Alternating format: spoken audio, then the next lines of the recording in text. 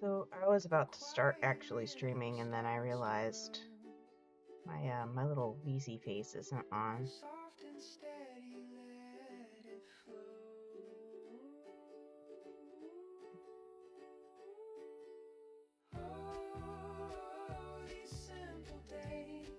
Okay. I'm here. I'm unmuted. Music is on. Think stuff is working. I checked Workbait and it was working just fine. Just fixing my headphones. So we're making progress. It's going pretty good. Again, the kitty has been visiting her sleeping spot and even sleeping on it quite a bit. But I think that she's just too much of a gremlin in the morning to really treat this spot as a place for her to sit and be comfortable when I'm streaming. Even though she sits up here as soon as I sit down in the morning. But I think my stream is too early on a Monday, maybe. Maybe she's allergic to being a cute kitty on Mondays. No way of knowing. I finished the first side of this this purse that I'm making. I almost said blanket. I actually also finished the bottom and sides that I'm gonna need for it. It's gonna be a heck of a project because I'm actually gonna have to do some sewing for it. Excuse me. Ugh, it's early. I mean, it's always early around this time for me, but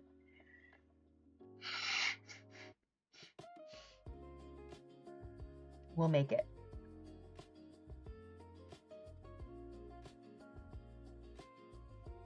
My nose is a bit running this morning. Okay. So this is what I'm working on. I finally got a handle on this bag. Not like a literal handle, but I did get a handle. Managed to get a handle on the pattern so that I'm not like constantly lost trying to follow it. I still have a problem with row 2, but I can intuit most of it. The entirety of row 1, which I did for... Oh, goodness, I need to stop yawning. Let me chug some coffee really quick. We'll get there.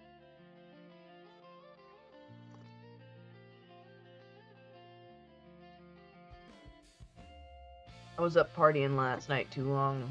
Not literally partying, but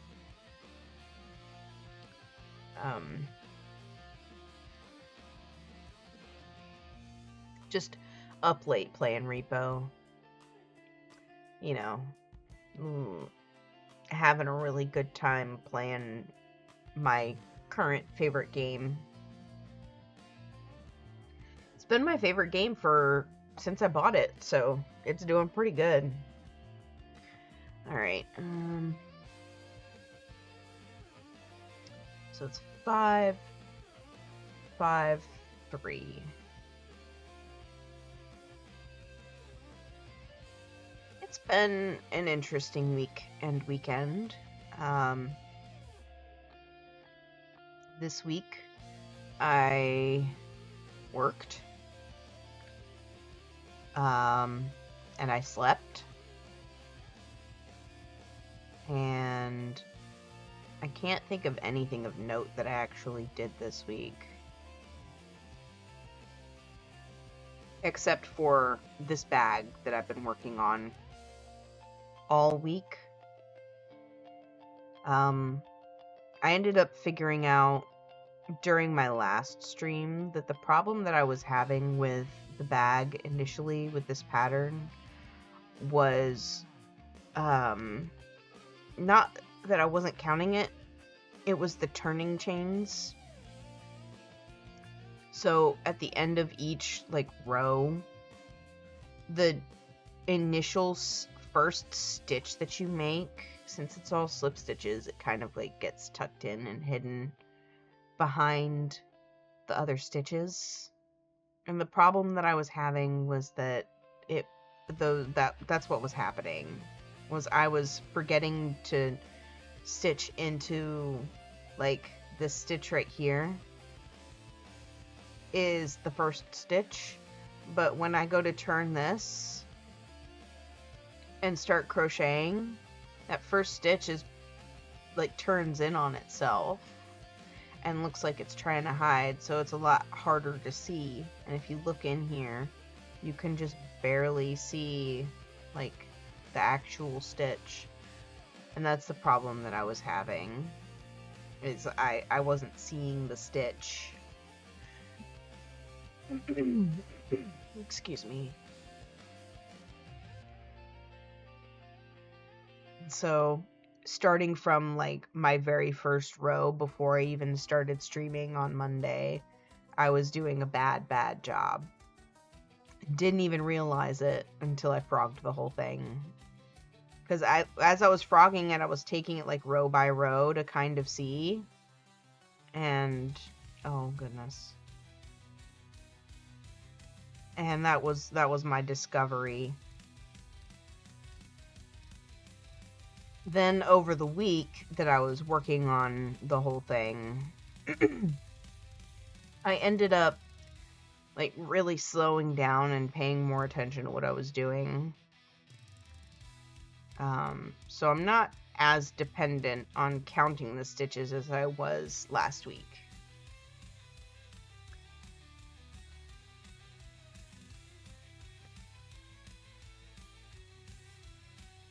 I'm actually doing a pretty good job, I think.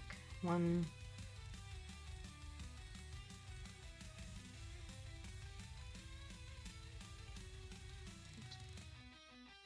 Why are there 6 stitches there? 2, 3, 4, 5, 6. Yeah. Look. I'm already struggling. I'm sitting here explaining how I'm not really fucked up anymore. Of course, I cussed immediately. Great. Trying to do better. Maybe it's just too early in the morning for me.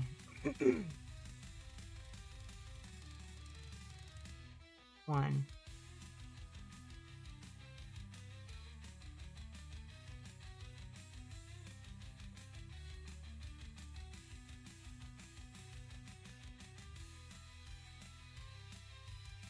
Hey, Fauna puppy. What's the matter, baby? My sad baby? What are you so sad for? You're a happy puppy. World's best puppy. Yes. I can't show you off. The camera is anchored in place. I know. I'm sorry, I wish you could jump onto my desk, Fauna Puppy. Yeah, I gotta get back to this though. You're so cute. Your ears are so cute when you got them all perked up.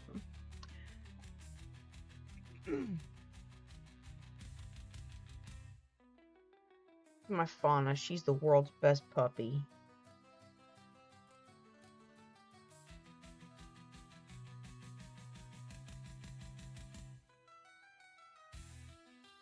She's upset because I'm not constantly petting her right now.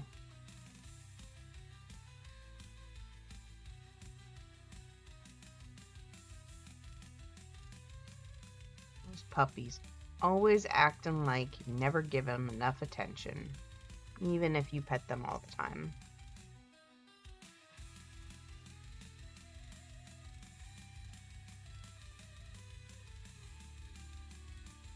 I could only pet Fauna all day long and not stop, and at the end of the day, she would be really sad that I wasn't petting her right now.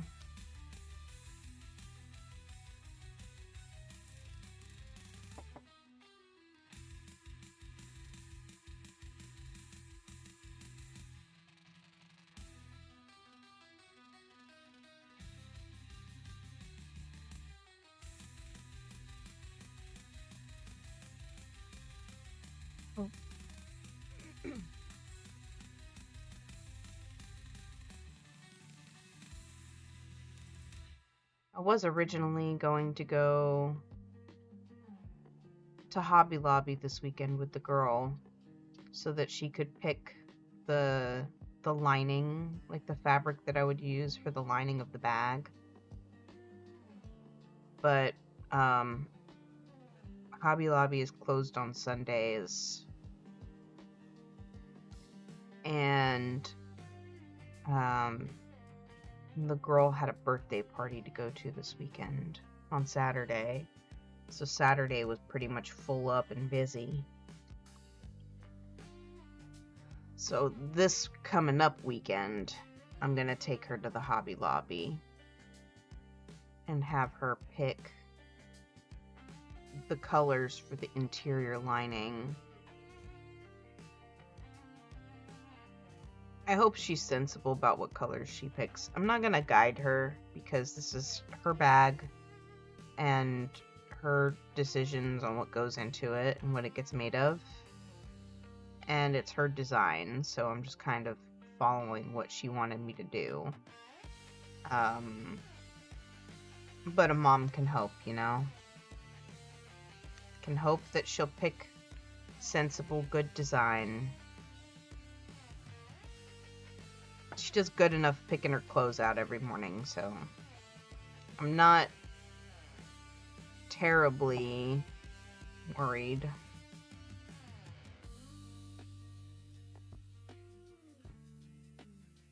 It's supposed to be a double crochet. Okay.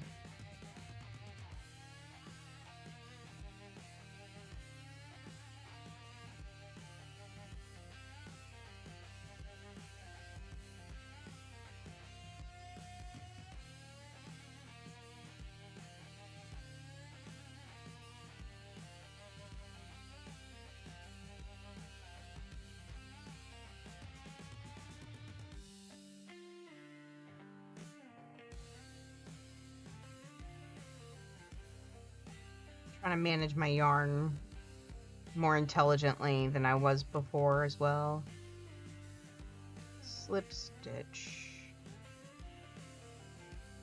single,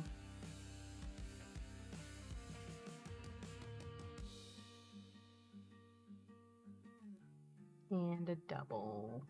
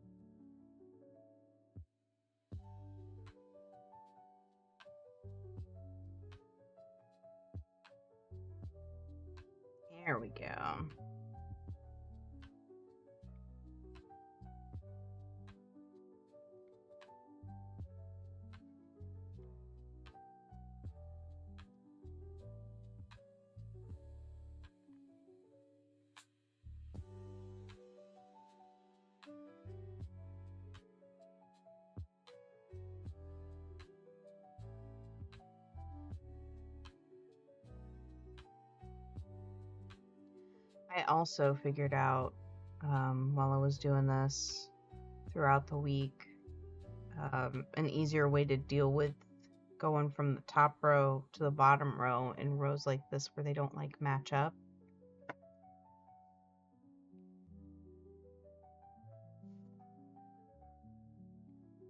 Where I'd gone into the turning chain to be part of what, like, the joining. So I stick it in the turning chain and then go into the stitch I need to go into to make the next stitch. And it makes a much nicer little join there. Which, again, they showed me how to do that in the video when I was learning how to follow this. Which you can access by hitting !pattern. Which I added in, which is great. To follow the pattern that I'm following if you want. There's no following a pattern for this bag, but this, like, design and stitch layout I learned from a YouTube video for how to make these little eyes. The little, like, they call it cable optic.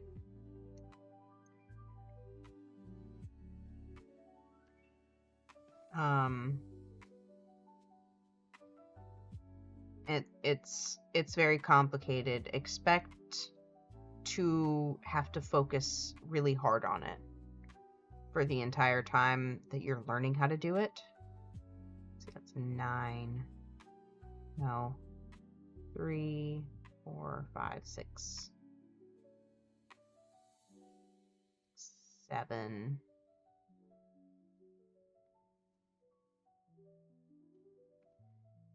8,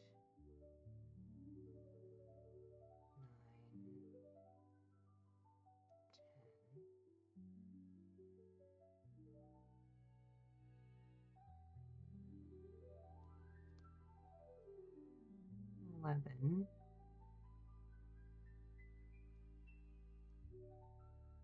Oops.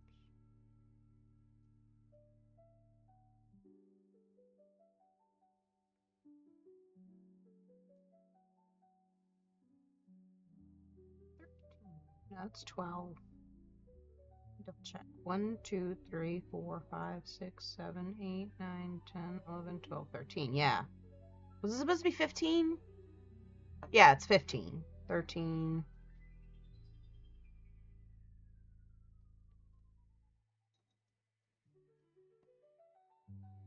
14.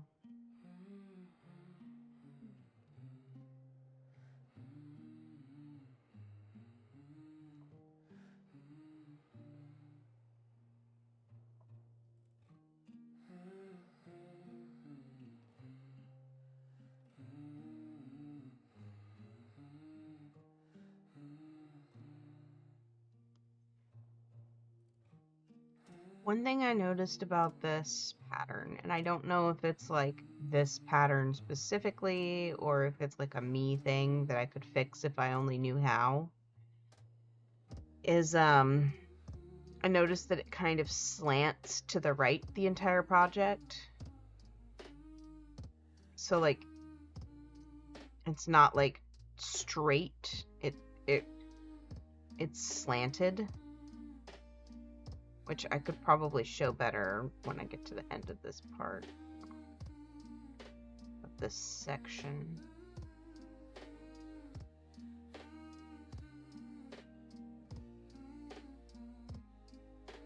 Try to get this turning chain.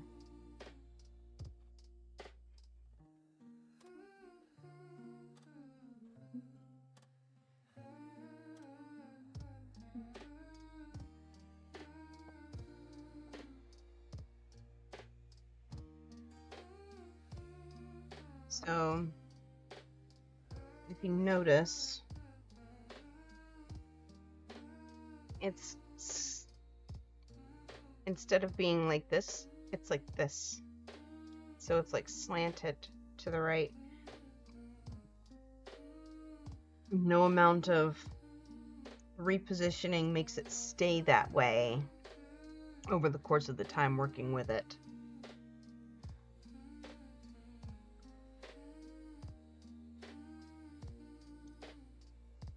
And this one turned out the same way. This main piece is slanted. Flipping it over didn't actually show it, but that's okay.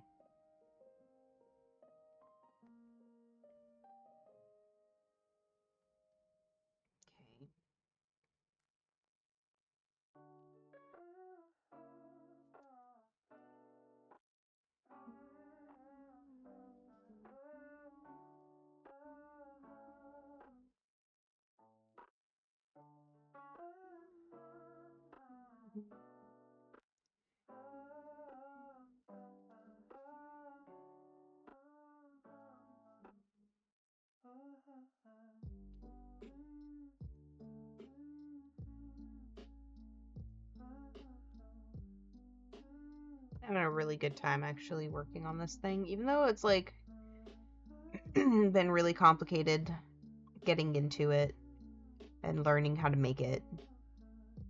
I really feel more confident about the whole thing, and it's looking really cool, really pretty.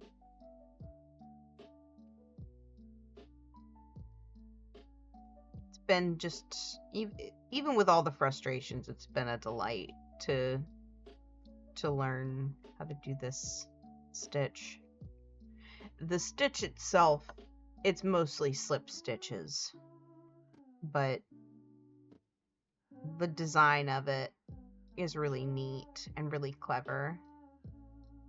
I can't imagine the level of creativity somebody has to have inside of their brain to like produce this.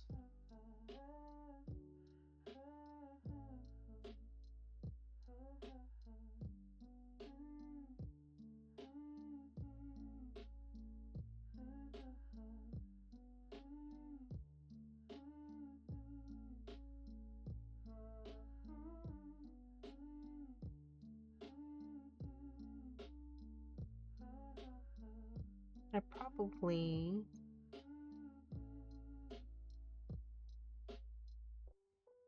should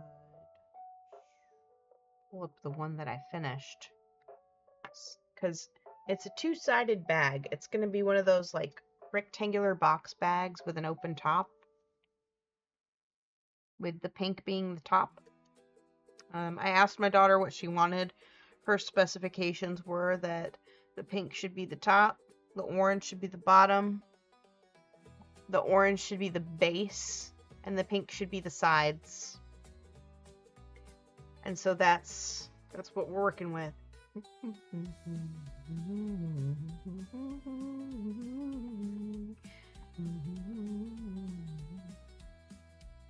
going to drape that over that, make it easier. And then she wants the handle to be yellow, and she also said that putting a flower or a heart on it is optional when I'm done. So I'm gonna probably put like a yellow flower or something to kind of tie the bag itself to the yellow of the handle that she wants.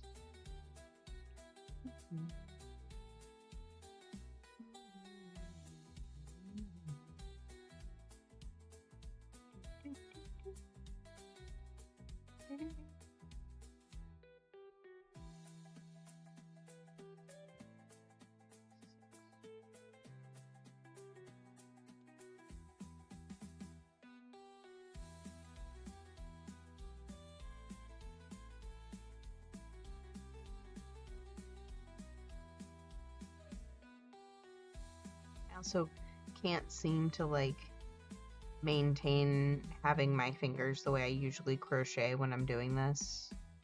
Just the sheer amount of slip stitches and times that I have to completely stop and dig into a stitch. It's a little, bit much. I don't think that I'll make any more of this bag ever again. But if I do, I would probably sell the completed piece for like $80. And that's crazy to me. I mean, I've seen like fancy bags that people pay a lot of money for. And the sheer amount of effort that goes into that has been going into this bag is ridiculous.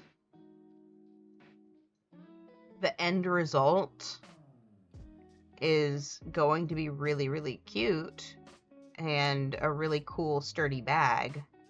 And I will have worked really hard on it. But it's kind of hard to get somebody to spend $80 on a bag, no matter where you are. And no matter how well you did it or how hard you worked on it. People see a bag for $80 and they say, oh, $80 for a bag? I don't want to spend $80 on a bag. You know? Doesn't matter if it's homemade.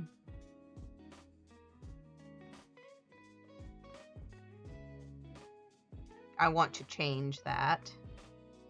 Where people say, oh, it's homemade, I'd prefer to have that. But it's not something I can do alone. Just something that I hope for the future. And I don't want to I haven't quite done a crazy amount of business with my crochet stuff. But when it comes to Kitty.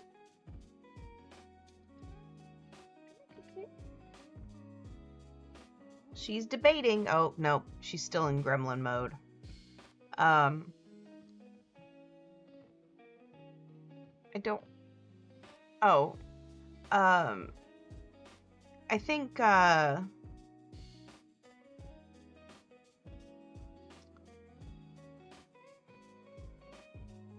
know, I forgot what I was talking about. Oh, yeah.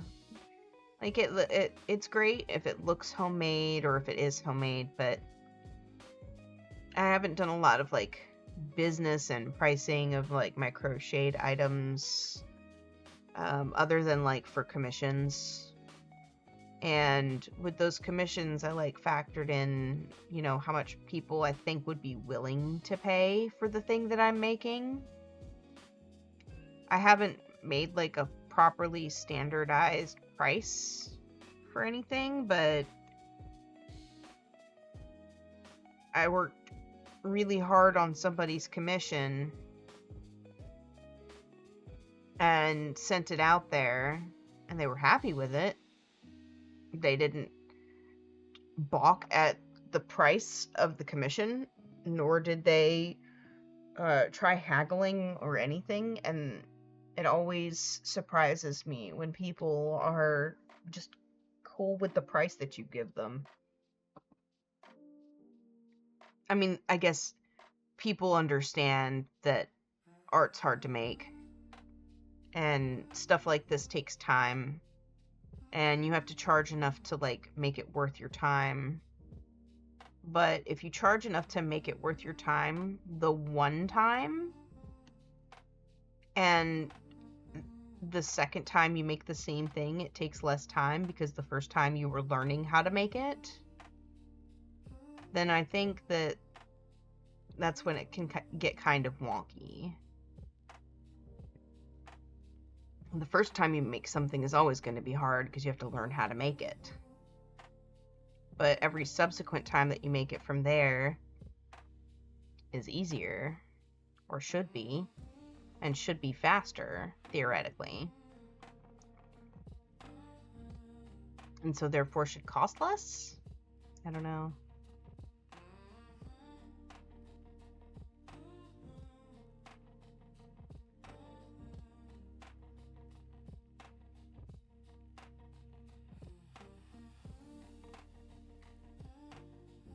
thing about yarn is the materials for like making a crocheted project are not nearly so expensive as the materials for like some paintings. Because like the oil painting stuff is kind of expensive, I guess. And like a lot of art supplies are really expensive. A crochet hook, a typical crochet hook only costs a few bucks. A skein of yarn only costs a few bucks. Like this skein of yarn right here, this purple, I got this gigantic skein of purple yarn, or pink. I'm calling it purple for some reason. I got this massive skein of pink yarn, and I think it was like $8, maybe 10. I thought the price would be on here. So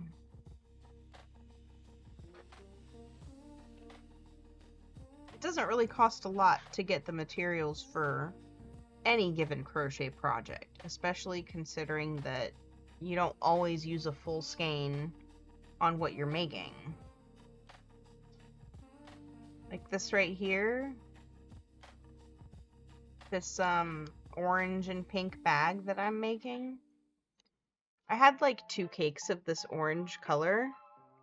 I finished the first cake of it. That's less than a skein of yarn. It's maybe a third of it. So most of the price when you're looking at like crocheted items that are handmade come from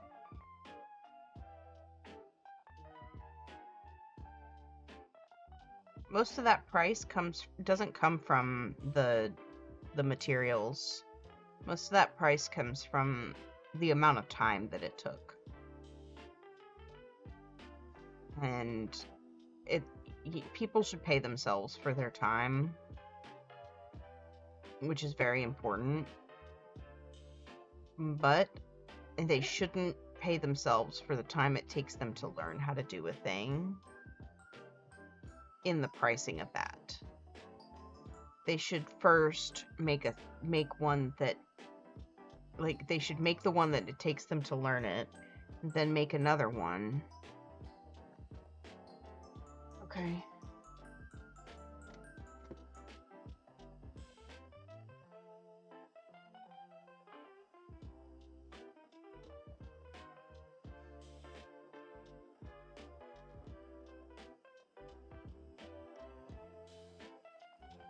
Like, they should make the thing and then decide if they're going to make more of it to sell. And then they should make another one and see how long it takes them to make the second one. And I think that when they make the second one, that's where they should get their pricing from. Because when you're making the first one, you don't really know what you're doing. You're still learning how to do the thing. But once you've learned how to make it, every subsequent step is going to be easier, even if it's just a little bit.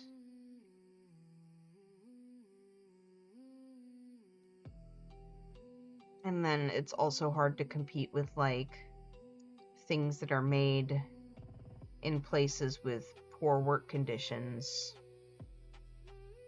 being significantly cheaper.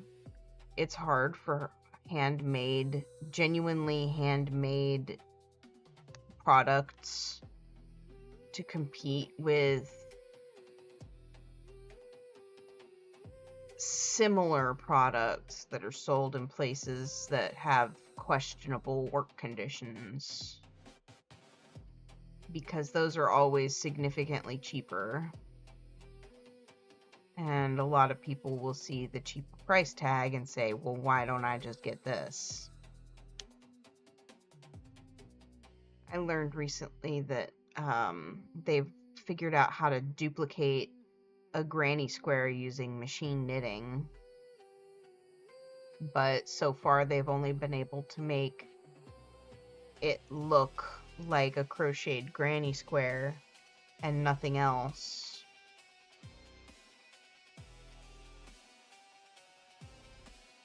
One of these days, I think they're gonna try and mass produce crochet. I mean, they're already like making crocheted items, mass producing them in sweatshops.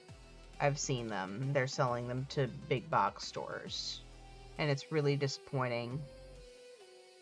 But one of these days, somebody is going to make a machine, just like they did with knitting, that's going to trivialize all the crochet and all the hard work that people have been doing over the years. That's going to be a really sad day when it comes. I hope it doesn't come while I'm alive.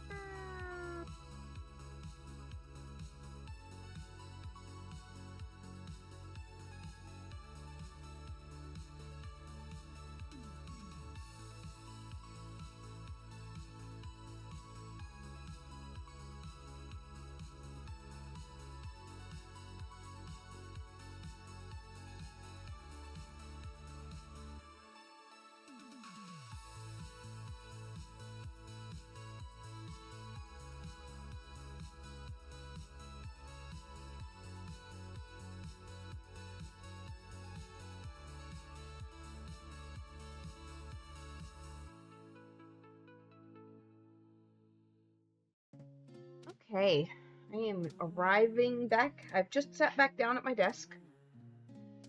There wasn't any coffee in the coffee pot. And since I gave myself like 10 minutes when I said that I was putting this on the break screen, I decided to walk next door and grab an energy drink. So here I am with an energy drink. I've even got my coaster.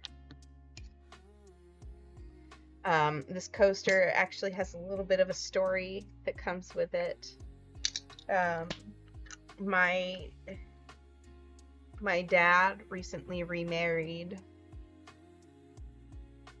after Mom passed a handful of years ago.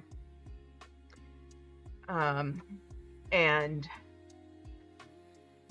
his new old lady is very much all about like party planning. She's really good at it. She's like an event planner. And one of the things she had made was these cute little heart coasters. Cheers to love, laughter, and happily ever after. Came out really cute. So I keep one on my desk. It's a cute little thing. The Kit, she's still outside. Being a gremlin. I don't think she'll be joining us today. Just scooting up. Okay. Alright.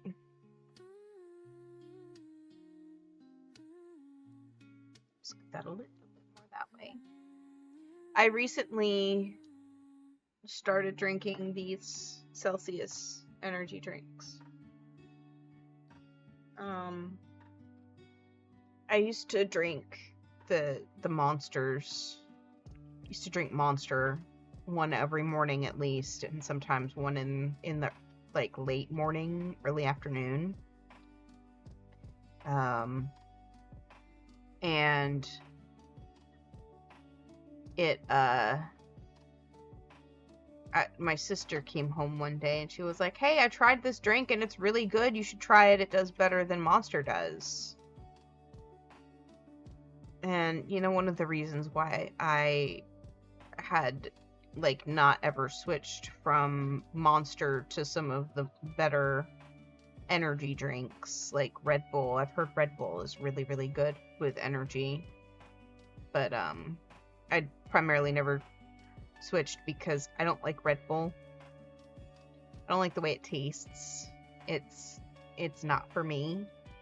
I'm very big on like the way things taste, and there's just something about that first sip out of a Monster that's like ice cold. I like to keep whenever I would get a Monster, I would like put it in the very bottom back of the fridge so it gets extra cold. And I would leave it there for a little bit and then crack it open, and that first like sip is basically heaven. It's so good.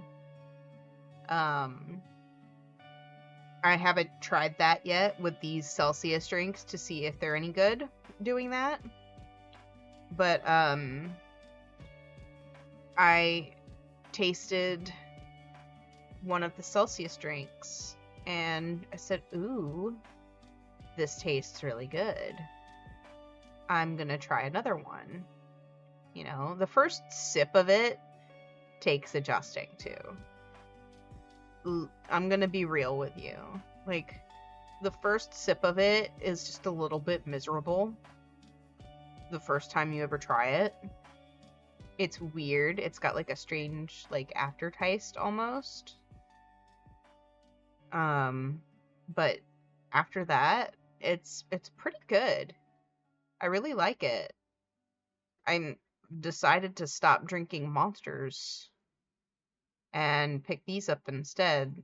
And like, they're not that much cheaper than the Monsters that I've been drinking, but they are a little bit cheaper.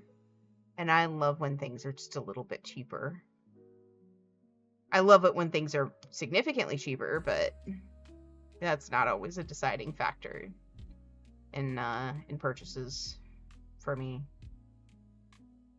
So I've been trying a couple of them, and I've found that I like this one the best. The Arctic one.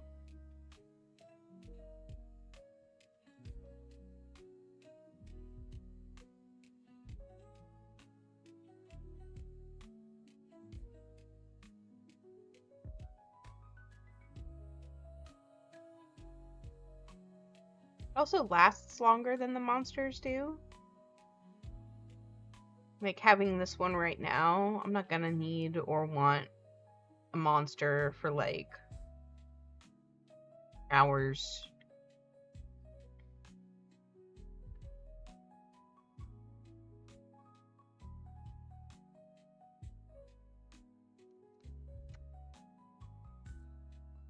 Struggling. Come on.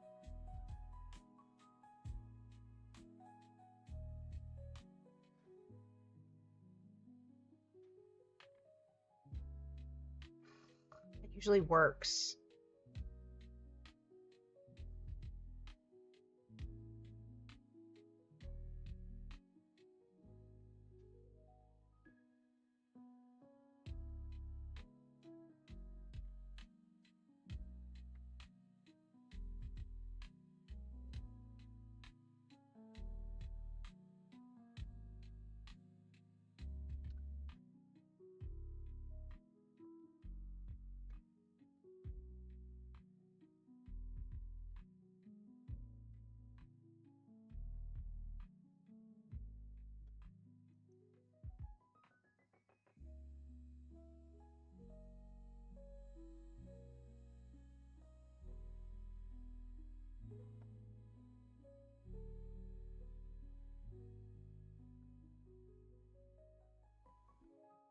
Come on.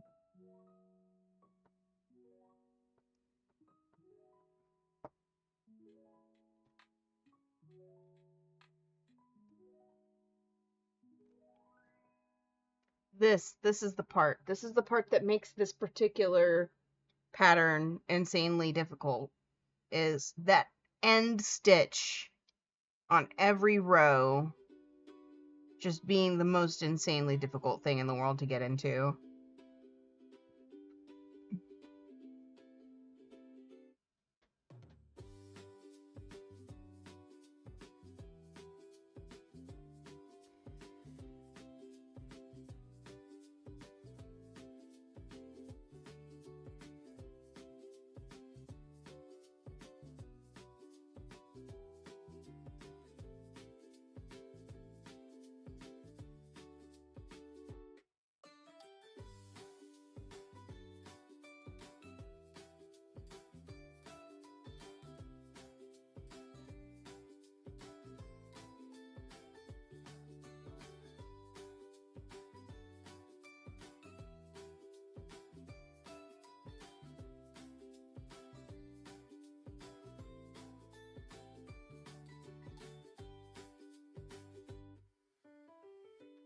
Just double checking again that I had unmuted.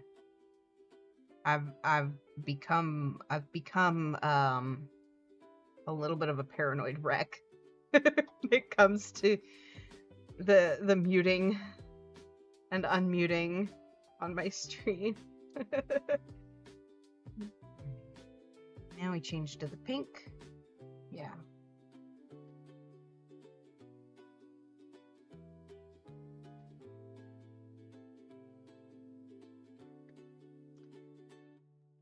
I'm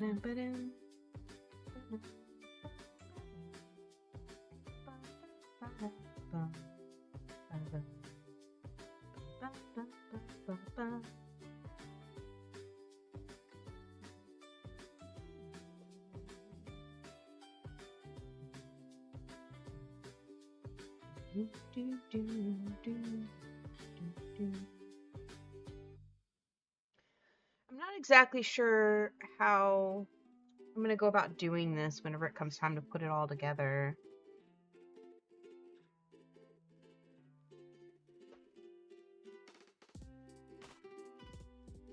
Maybe I'll sew it together and then I'll flip it inside out to trace this out and take care of the... I don't know. I don't know.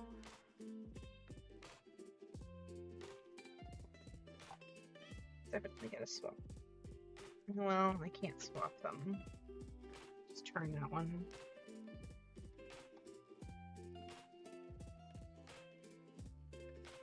My fauna puppy is so sad because I'm not giving her endless love and affection at this very moment. She's gonna be so upset with me.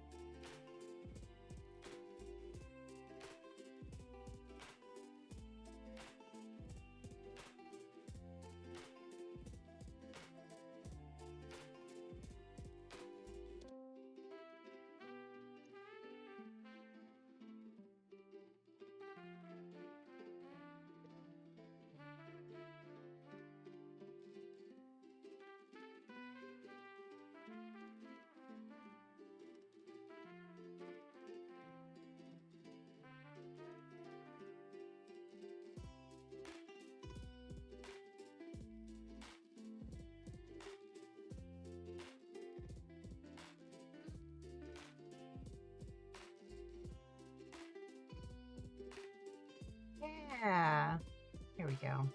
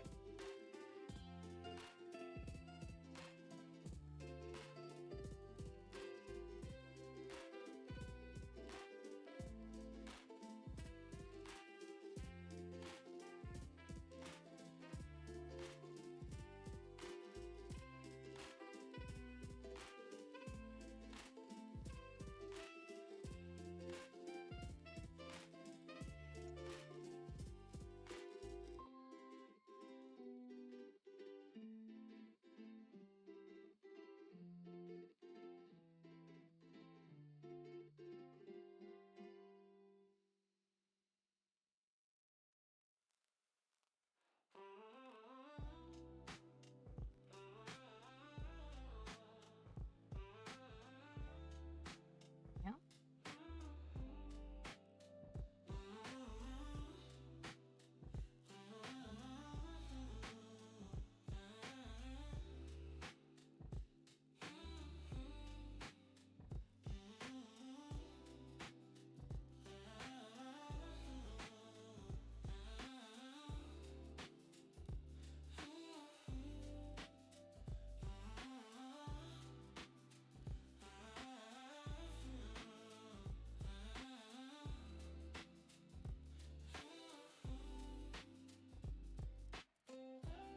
Definitely managing my yarn balls a lot more effectively this time than I was last time as well.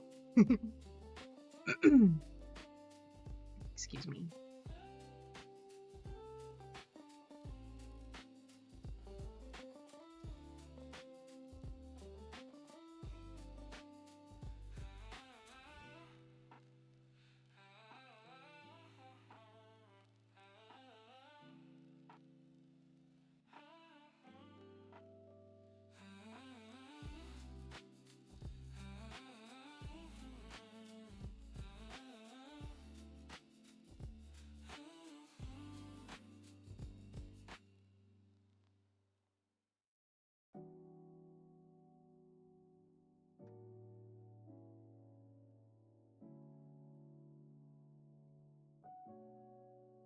Just double checking the pattern here. I don't want to, I always mess up the first little bit. 10, 10, 8, and then the thing.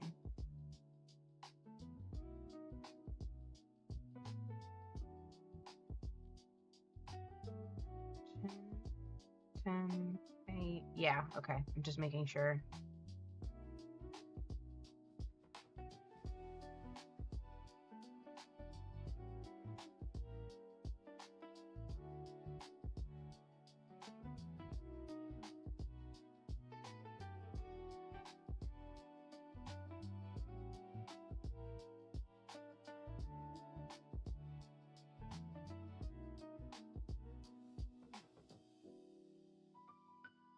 This is an incorrect number of stitches somehow, even though I was counting the whole freaking time.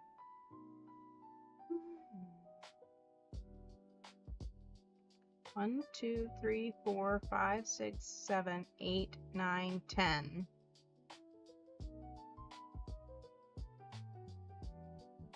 So I had 12 stitches there for some reason. Turns out I can't count. I think this is going to be a terrible development for my future self. Learning that I don't know how to count? Damn. I thought I knew all this time.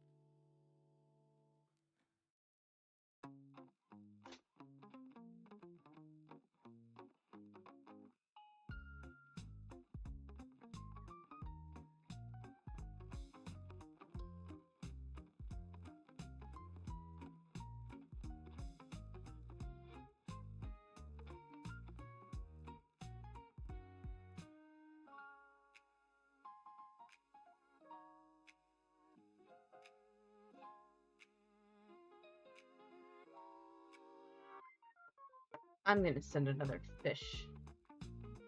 I want to catch a fish. There we go.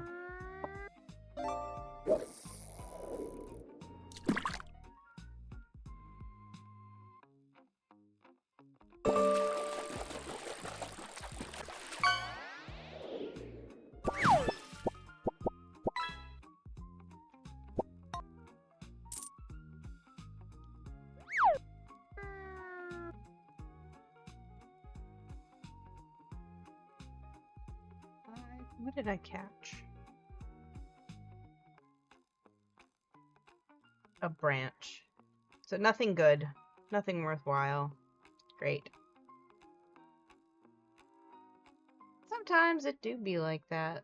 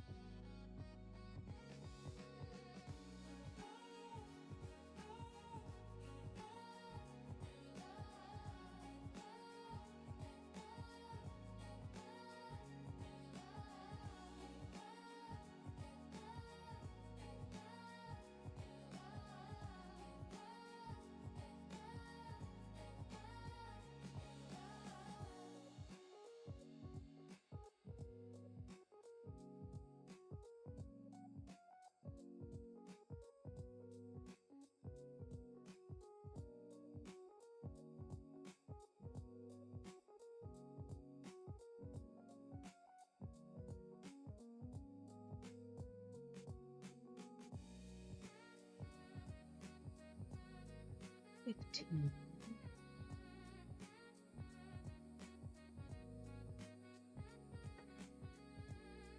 16. 17.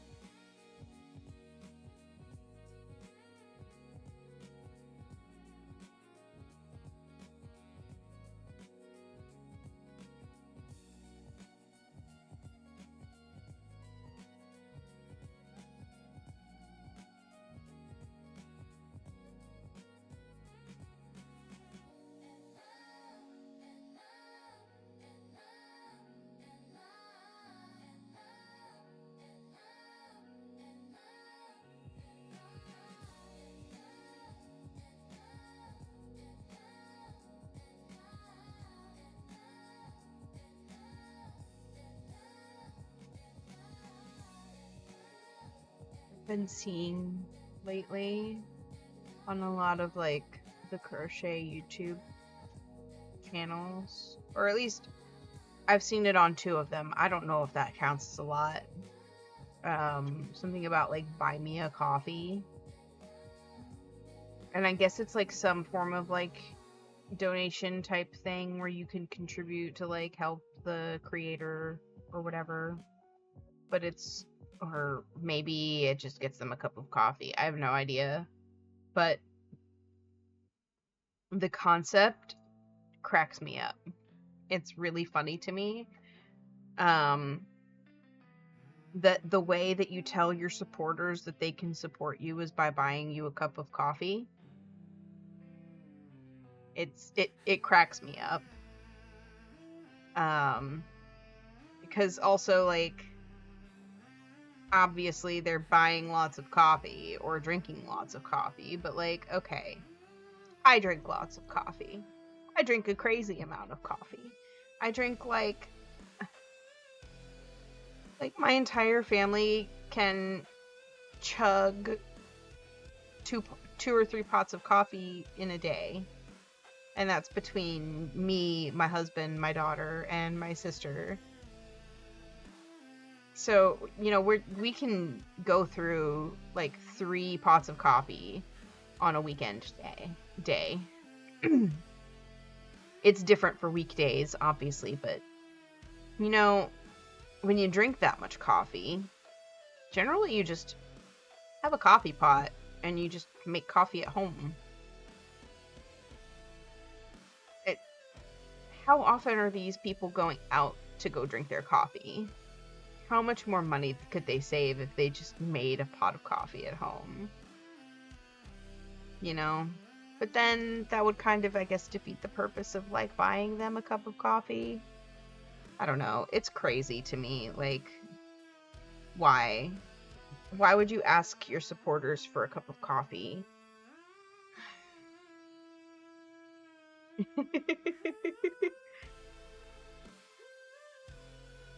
It was just something to giggle about. It's like, oh, this cup of coffee is supported by so-and-so. They got it for me. I'm like, okay, but be real. Did you just brew that cup of coffee at home? Because it looks like it's in just a regular coffee cup. And if, like, I mean, I don't know how many people would buy a cup of coffee, but, like, imagine if, like, 100 people bought a cup of coffee for the content creator. The logistics of that are ridiculous. Because, like, how long would it take that content creator to get through 100 cups of coffee? And then on top of that, how do you know which cup of coffee you're supposed to acknowledge in your video or whatever? Like, oh, this person bought me a cup of coffee. Okay, but so did this other person. Are you going to acknowledge them?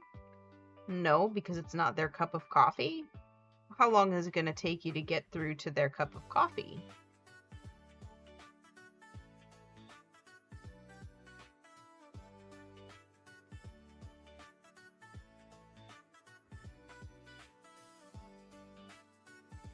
It's just funny and silly.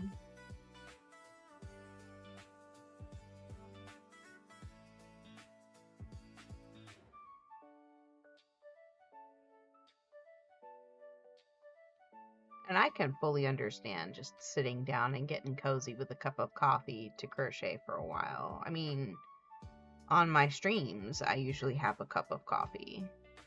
But I can tell you firsthand that I'm not going to be able to get through 100 cups of coffee anytime soon.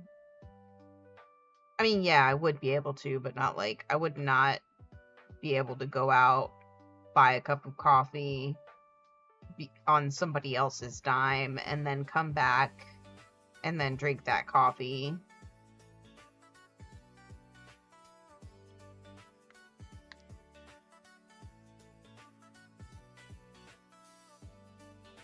Not even if it was like at a local coffee shop. Like, I don't need to pay for my coffee to have the perfect cup of coffee. all I need to do is brew it. Just a regular plain old coffee maker with some Folgers dark silk or some Death Wish vanilla.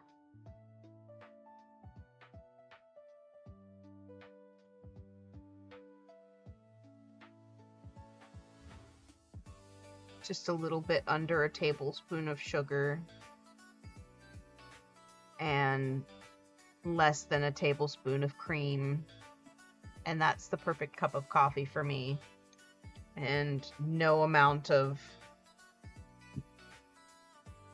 fancy schmancy barista at the coffee shop could possibly make it better. Just a simple,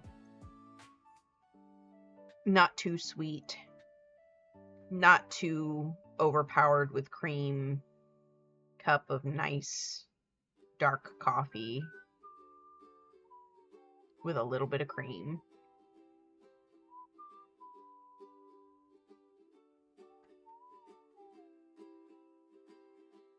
I think if I tried asking people to like buy my coffee, that would be crazy.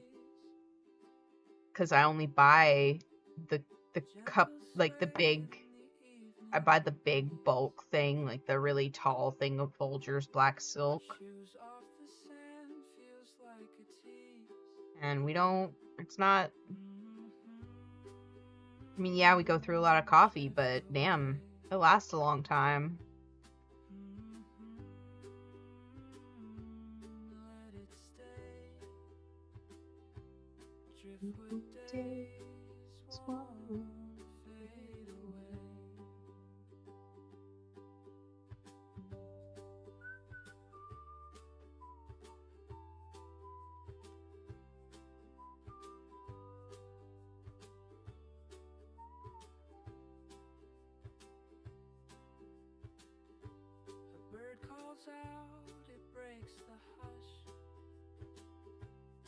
I was looking through our bag of cables the other day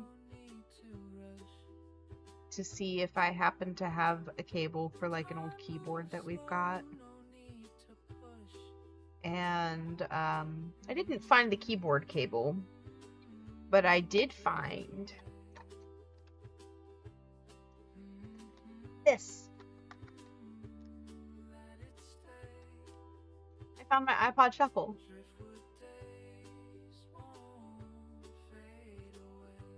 This, well, actually, it's really funny that, because not long before that, we also found this one.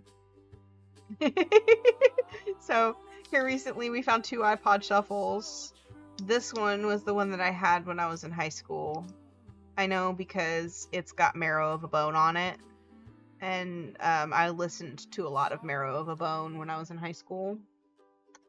And then this one I think I bought when I was in Okinawa, because I was looking for, I couldn't find this one because I had left it behind when I went to boot camp.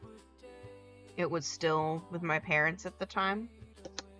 And so I had bought another one, and this was the only one they had, was the iPod Shuffle Mini, where it like didn't have, I think the really only differences is like the buttons are on the top of this one, but on the bottom of this one. And it's got an on button and an off button with shuffle and repeat. But this one, the way you can tell if it's in shuffle, on, or repeat is like, it's all this one button. So if I put it like here, it's on repeat. If I put it here, it's on shuffle. This one, I don't know what it does. It like makes it talk to me or something. Yeah, it was a really interesting find, and it was really cool that I still have these. We were looking for my sister's old iPod Shuffle. We couldn't find it because she also had one. I'm pretty sure, like, I told her I think hers was blue. We don't know for sure, but I was pretty sure hers was blue because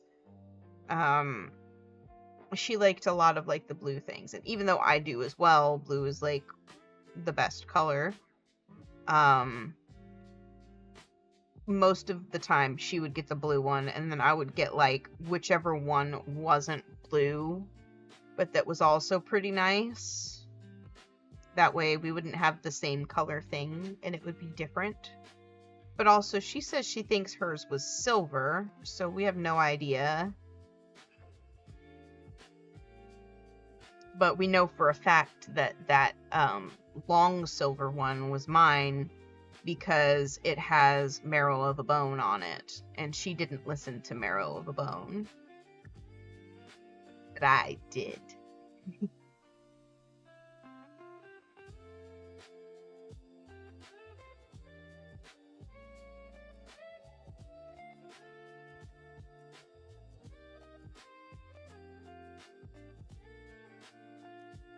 I don't even know if they're still making music anymore.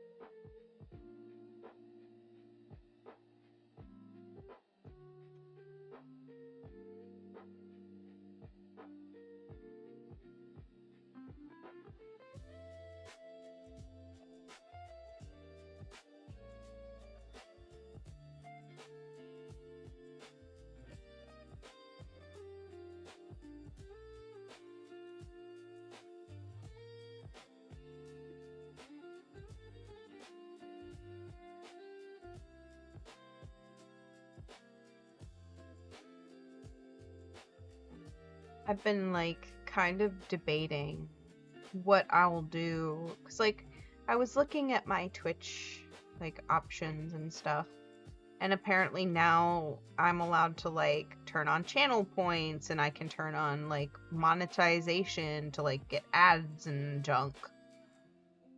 And you know, I do want to turn those things on because it would be nice to have like some passive income from the streams. But I don't know what kind of things I would give to my viewers if they like wanted to use their channel points on something. Like, what would I even do? I don't want to be one of those streamers that has a drink your water option, because first of all, I hate the sound of mouth noises, and I would not wish the sound of mouth noises on anyone if I can avoid it.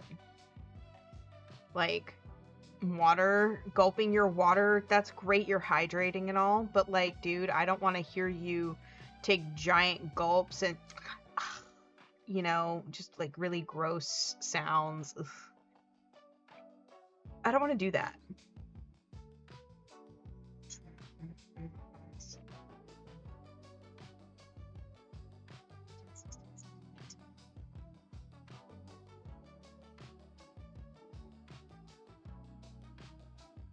But I don't know, like, what kind of things would be good things to spend channel points on. Like the lurk bait, the Twitch fishing thing that I have turned on. I don't want people to have to use their channel points in order to fish, you know? I want that to be just, you can do it if you want, sitting in the chat. Just like an option. Yeah, I had to buy the game and in Steam so that I could use it, but I don't care. That's not relevant to me. And like, I know that would be like the kind of thing that people would monetize a bit, but like, why? I don't need to do that. My viewers can fish for free. Whatever.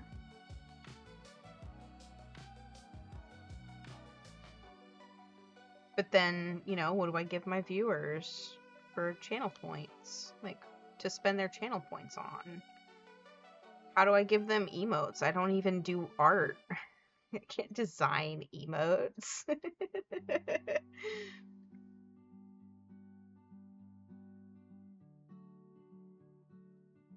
I don't know.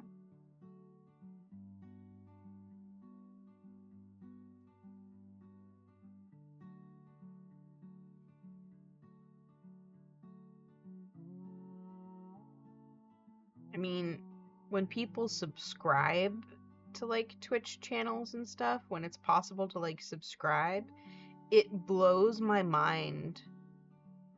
Like, it's amazing to me that people will be so generous. They're like, you know what? I'm just watching this person crochet on stream. I can watch them completely for free. I'll end up watching a few ads here and there, but I can watch them completely for free if I want to. And yet I'm going to give this person however much money I'm willing to give this person.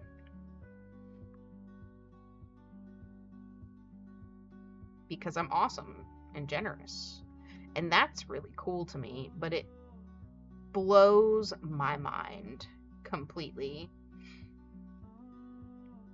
It's really cool. I've never like thought to really do that. Not like I've given, like I've subscribed to people on Twitch before when I can. But it's crazy to me that there are people that do that, even though I'm one of them. And it's really cool. But it's also like, what do I give those people? You know? I can't just whip up a little crocheted thing for every sub that I get. Because crochet takes time. And then on top of that, if I did that every time I got like a sub, I know that at some point in the future, if I ever got so popular, which I'm not saying that I ever will, I don't have really high aspirations, but if I did, and I was like stopping whatever I'm working on to make a small thing for a subscriber, imagine how many that would be, how many times I would stop what I'm doing in order to do that.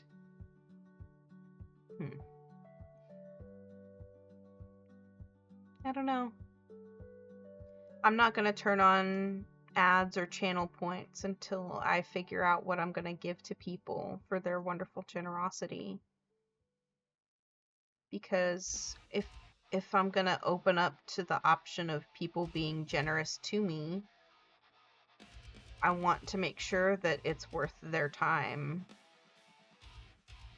I mean, obviously they're not going to give if they don't think it's worth their time to give, even if it's just like donating or whatever, but my brain isn't going to drop it. Like, I have to figure out what the channel points are going to be worth, because then people would start accumulating them, obviously, if they decided to watch me stream. So what do I give the people for their valuable time?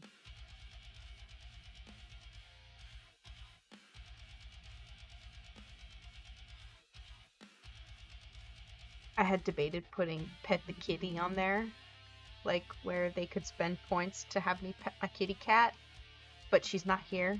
Her little spot is empty because she's outside being a gremlin.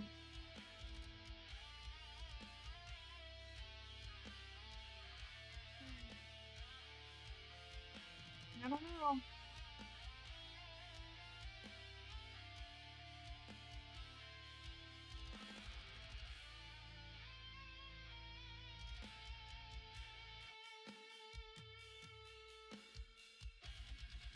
So the lurk bait, the Twitch fishing, that's not going to be something that will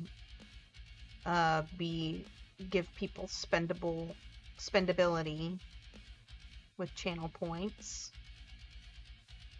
And drinking my coffee or drinking liquid isn't going to be, because I don't want to like overwhelm people with gross mouth noises.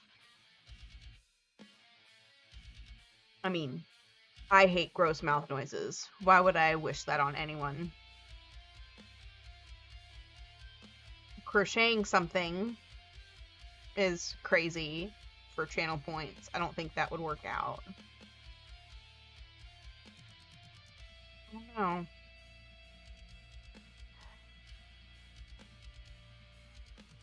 I don't know.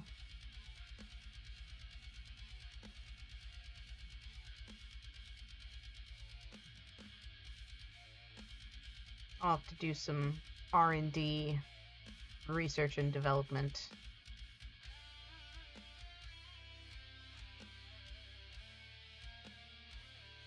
I may not have very many people actively watching or following, but that's okay. Anybody who comes to hang out is welcome to come and stay as long as they want, or leave as early as they want. My whole goal is to make a little crafting corner where everybody can come when they have some time, grab their project that they're working on, and just work on it. And sit together and chat. Shoot the shit.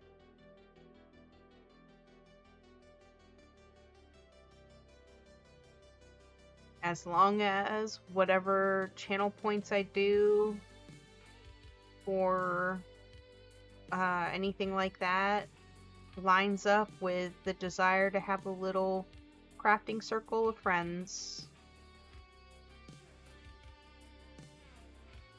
then I'll be happy with it.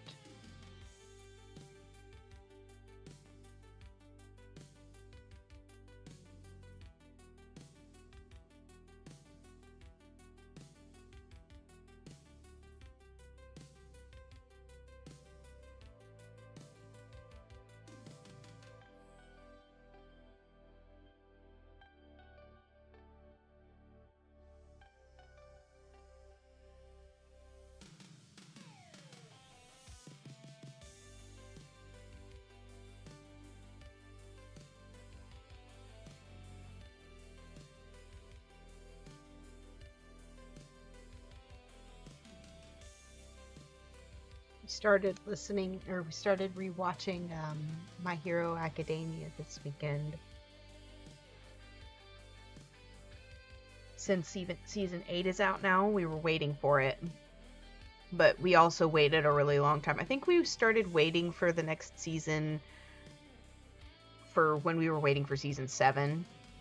And then we were watching something else, so it got forgotten about. Well, now we've picked up from season 1. We started over to kind of get a refresher on the series, and it's been great watching little Deku grow up from teeny tiny little baby who's sad and scared and very heroic but with no quirk to like this really, really strong, powerful guy who's just like coming into his own. Little Deku is such a cutie patootie. Wait a minute. Something's wrong here. I think something's wrong here. 1, 2, 3, 4, 5, 6, 7, 8, 9, 10, 11. 12, 13, 14, 15, 16, 17, 18. Right. It should be this. Right? 1, 2, 3, 4, 5, 6, 7, 8, 9, 10, 11, 12, 13, 14, 15, 16, 17.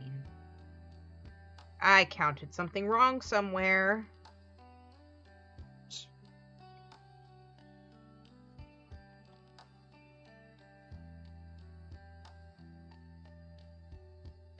Where's the culprit?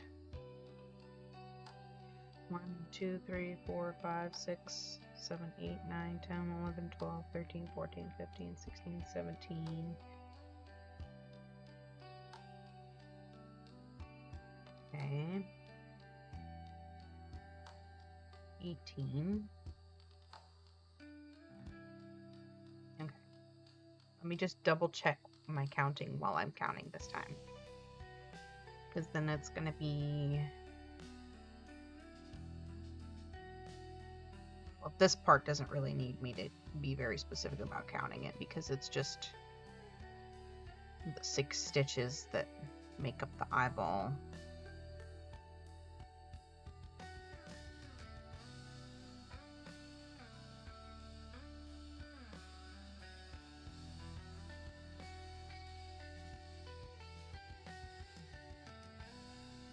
So I should have 18 stitches going this way.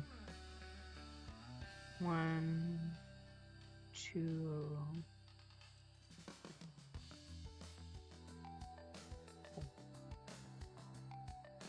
4. I know how to count, I promise. I went to school. 6.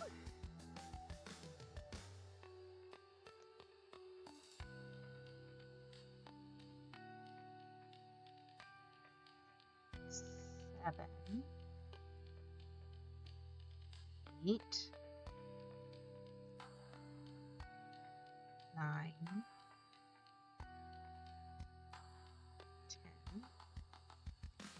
11, 12, 13, 14, 15, 16. Ah, I miscounted somewhere further down the line.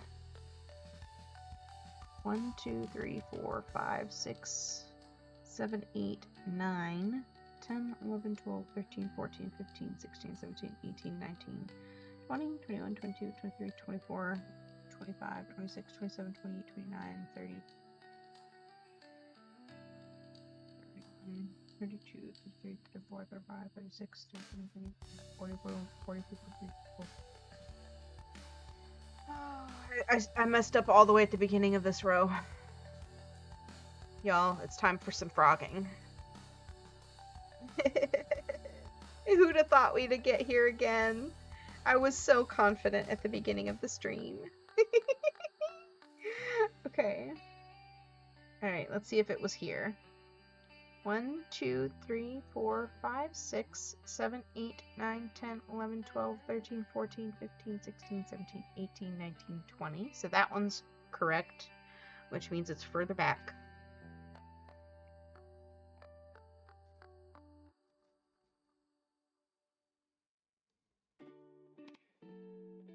I think it's this first one. 1, 2, 3, 4, 5, 6, 7, 8, 9, 10, 11, 12, 13, 14, 15, 16, 17, 18, 19, 20. Yeah. I think I might have messed up the connecting row, which is fine. I can add a couple of stitches in to kind of fix it. It won't be terrible. It's just, I gotta start this entire pink part over. 1, 2, 3, 4, 5, 6, 7, 8, 9, 10, 11, 12, 13, 14, 15, 16, 17, 18, 19, 20.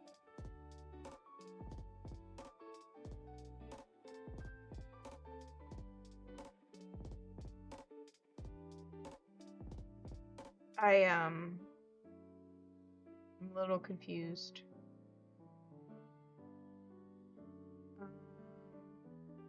Let me reset my position really quick.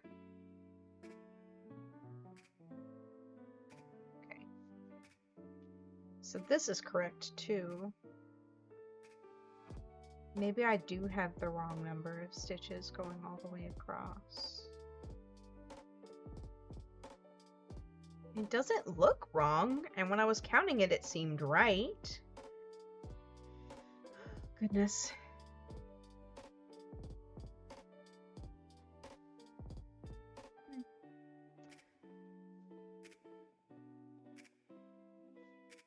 I'm gonna send another fish.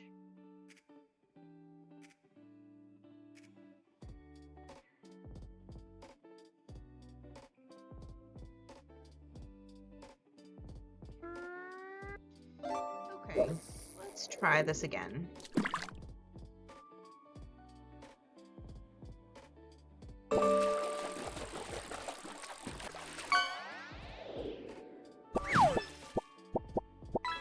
Got a strange face.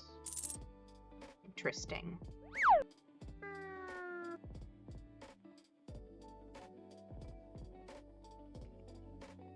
Two, three, 4, 5, 6, 7, 8, 9, 10, 11, 12, oops, 13, 14, 15, 16, 17, 18. Okay.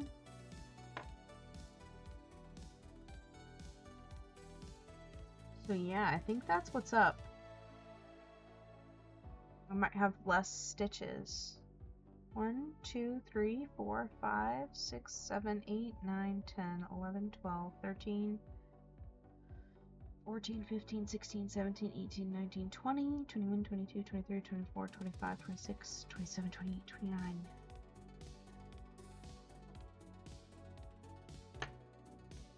30, 31, 32, 33, 34, 35, 36, 37, 38, 39, 40, 41, 42, 43, 44, 45, 46, 47, 48, 49. I'm missing a stitch on my orange row. Great. I'm gonna go back to it. I might as well, since I've already undone the pink part. It's not gonna kill anything. It's not gonna lose me much to just take a little bit apart. The mindset of a crocheter. Okay. I think the missing stitch might be right here at the end, too.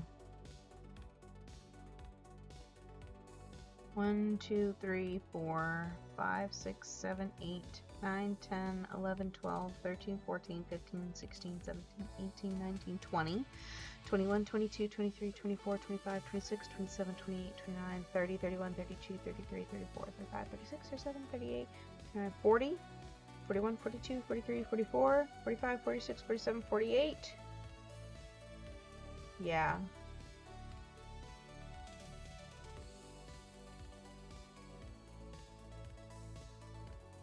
$49.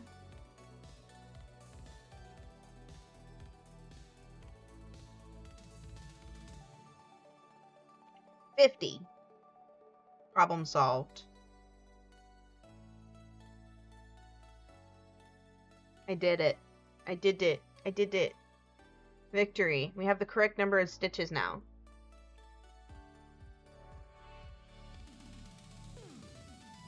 I look like I'm looking up even though I'm looking right at the camera. Look, it's really funny. My little Vroid, my three-dimensional like me is really cute and really funny.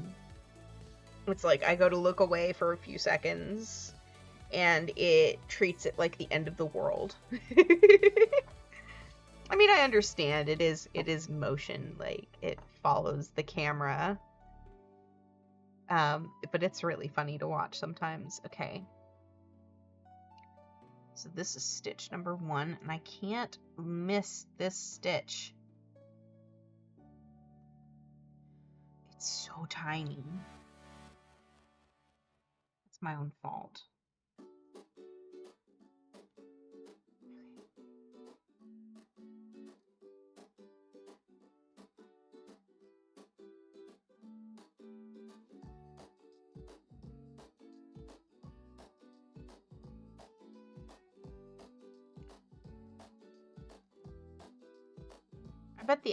I actually just created a stitch there, by the way. So I think the actual stitch that I skipped might be over here. I just didn't want to do an entire new row of the orange. So I just invented a stitch where there wasn't one. The great thing about crochet is that if you're missing a stitch, you could just invent one somewhere, as long as you're very careful about where you put it. You don't actually have to be that careful. 1, 2, 3.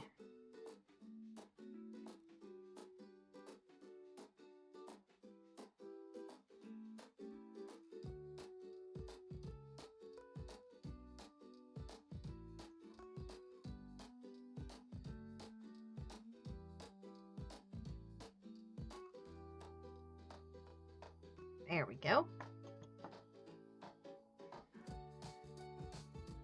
Plus, this whole, like, edge is gonna get fixed up. Like, this edge, how it is and how it's set, isn't going to matter at all, because I'm going to connect it all together and, like, sew it really nice. Which should round it out. I've also been, like, debating on how I'm gonna go about sewing the pieces together. Like, what kind of stitch am I going to use to do that? Because I'm going to sew it. I'm not going to crochet it. So I was thinking about, like, using big, like, bars and going all the way down with, like,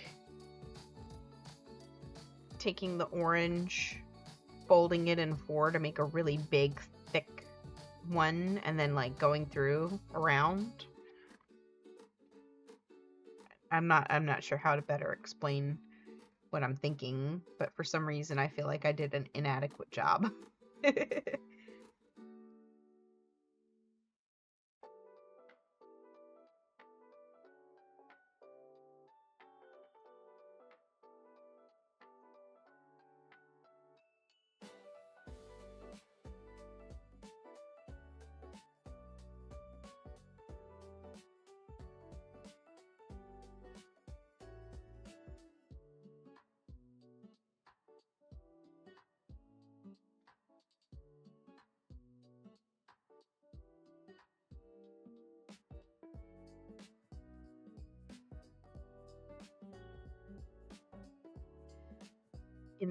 in the not too distant future, but still the distant future,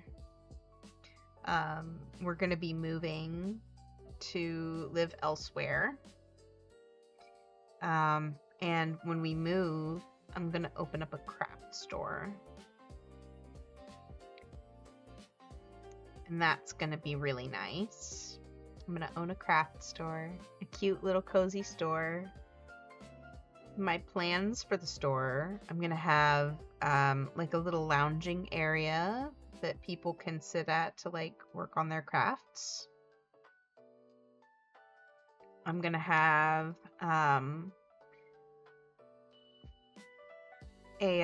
like a rentable space that people can use to like teach others how to craft, like the way that Hobby Lobby and Michael's have like a space that you can rent, but I'm gonna make mine more comfy cozy. 6, 7, 8.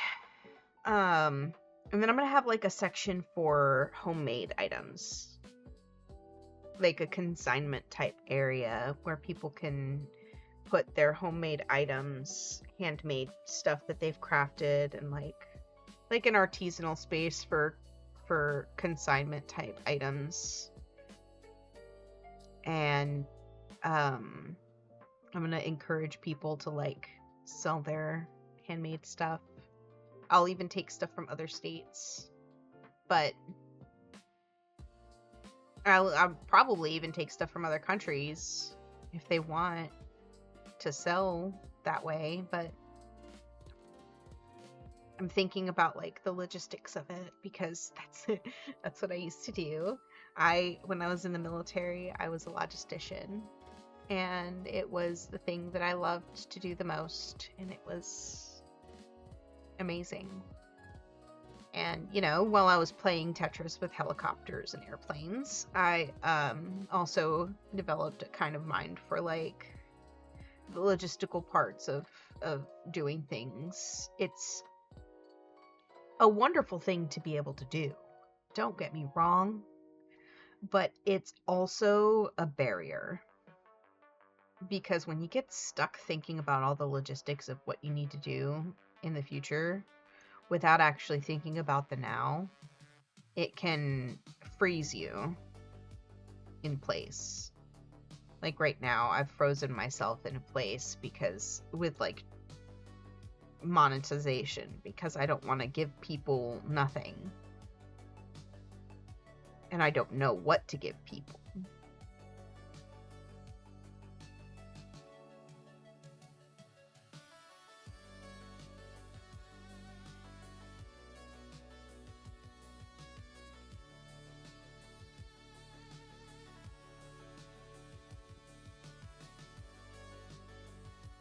One day I'll figure out what I'm going to give people.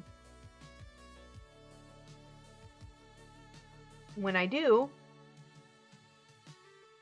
it'll be great.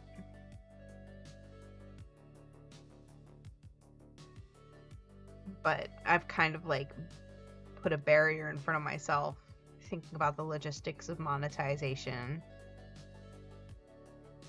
And it helps with like a bunch of real life stuff. But it also makes other things take time. Like when I started streaming, I knew I wanted to have like some stuff done before I started. So I did those things like I think like 3 weeks before I started streaming was when I like started compiling all the stuff I wanted to have for it. Like, for example, my little Vroid, my little 3D me that I have in the corner.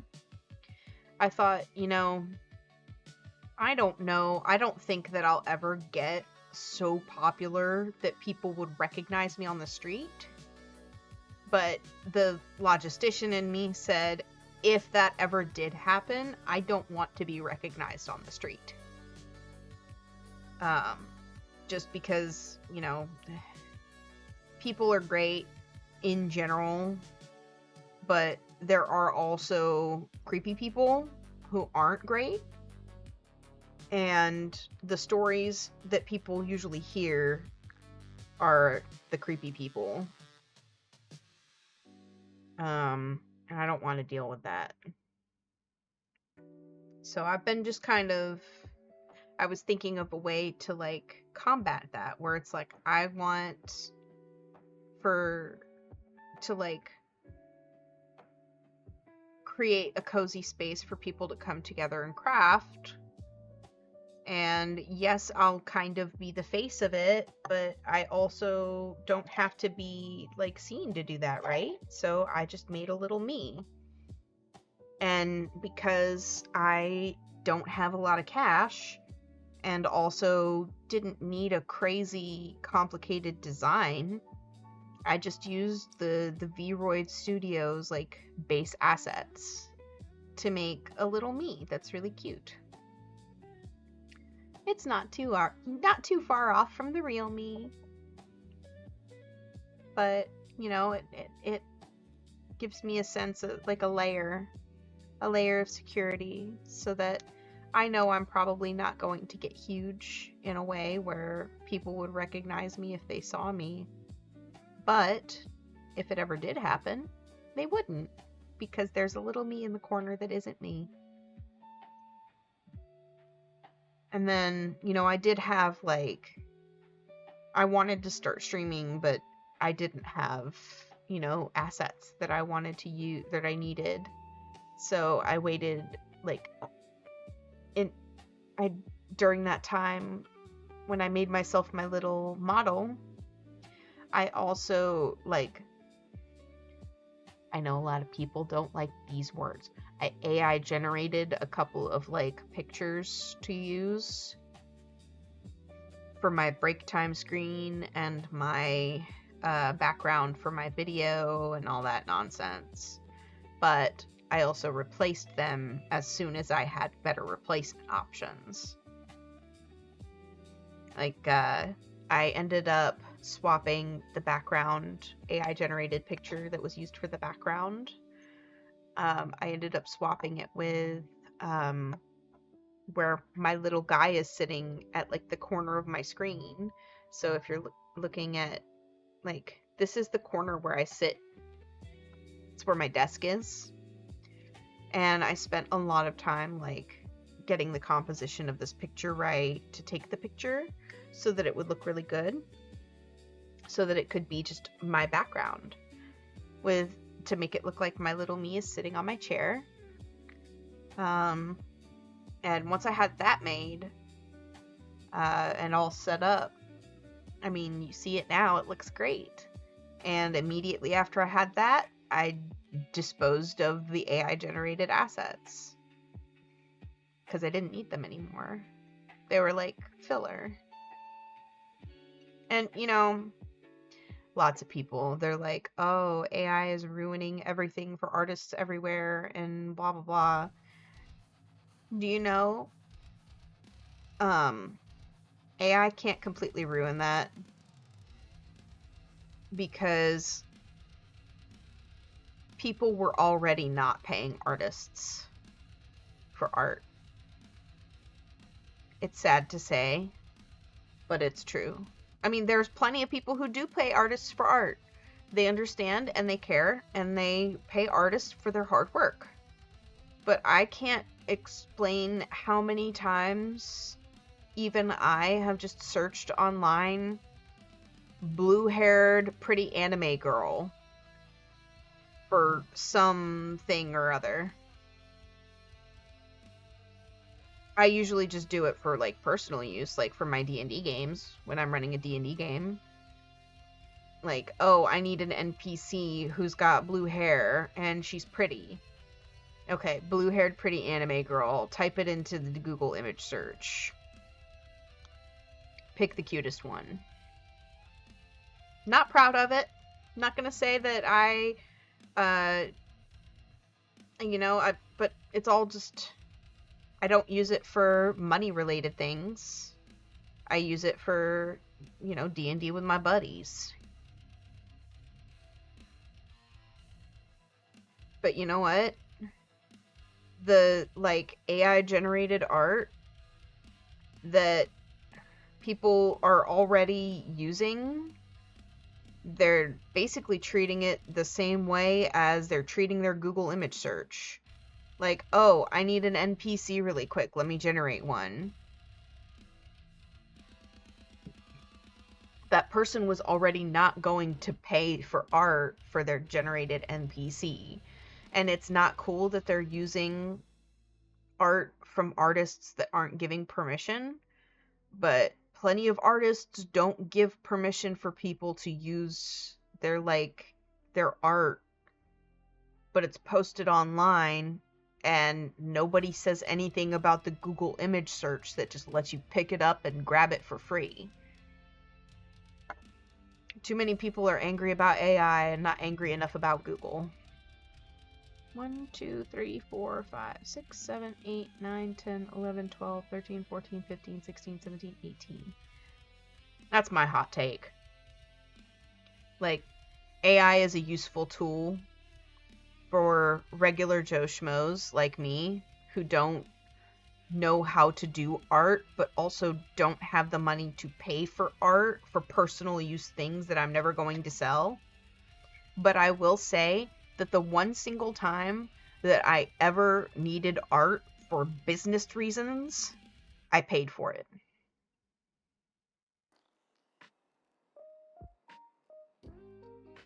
I don't know. I don't know what's right or what's wrong. 1, 2, 3, 4, right? 1, 2, 3, 4, 5, 6, 7, 8, 9, 10, 11, 12, 13, 14, 15, 16, 17, 18.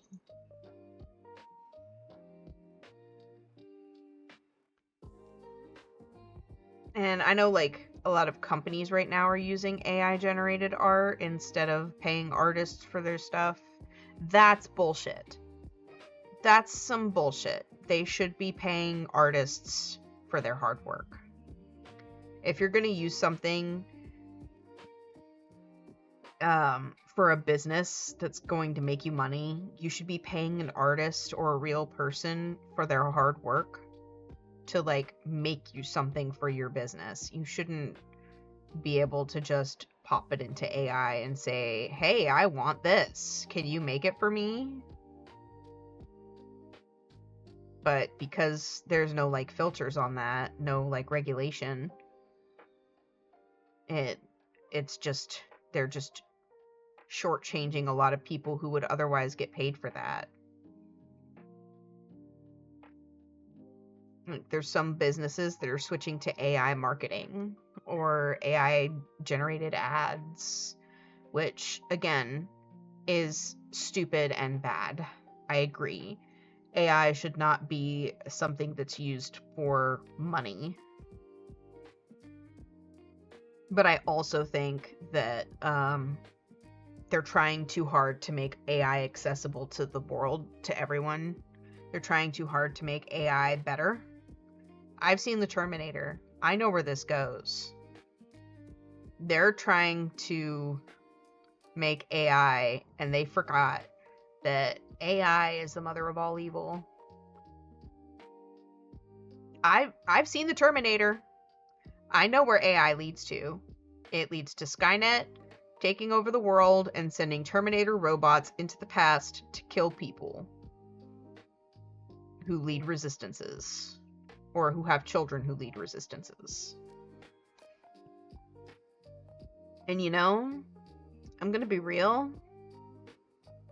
I don't want to live in an age where AI becomes the most commonplace thing and then takes over the world. You know, people are like training their AI to like pretend to have emotion. People talk to AI like it's a person, like it can think, just because it like can generate answers that reduce the hassle of searching.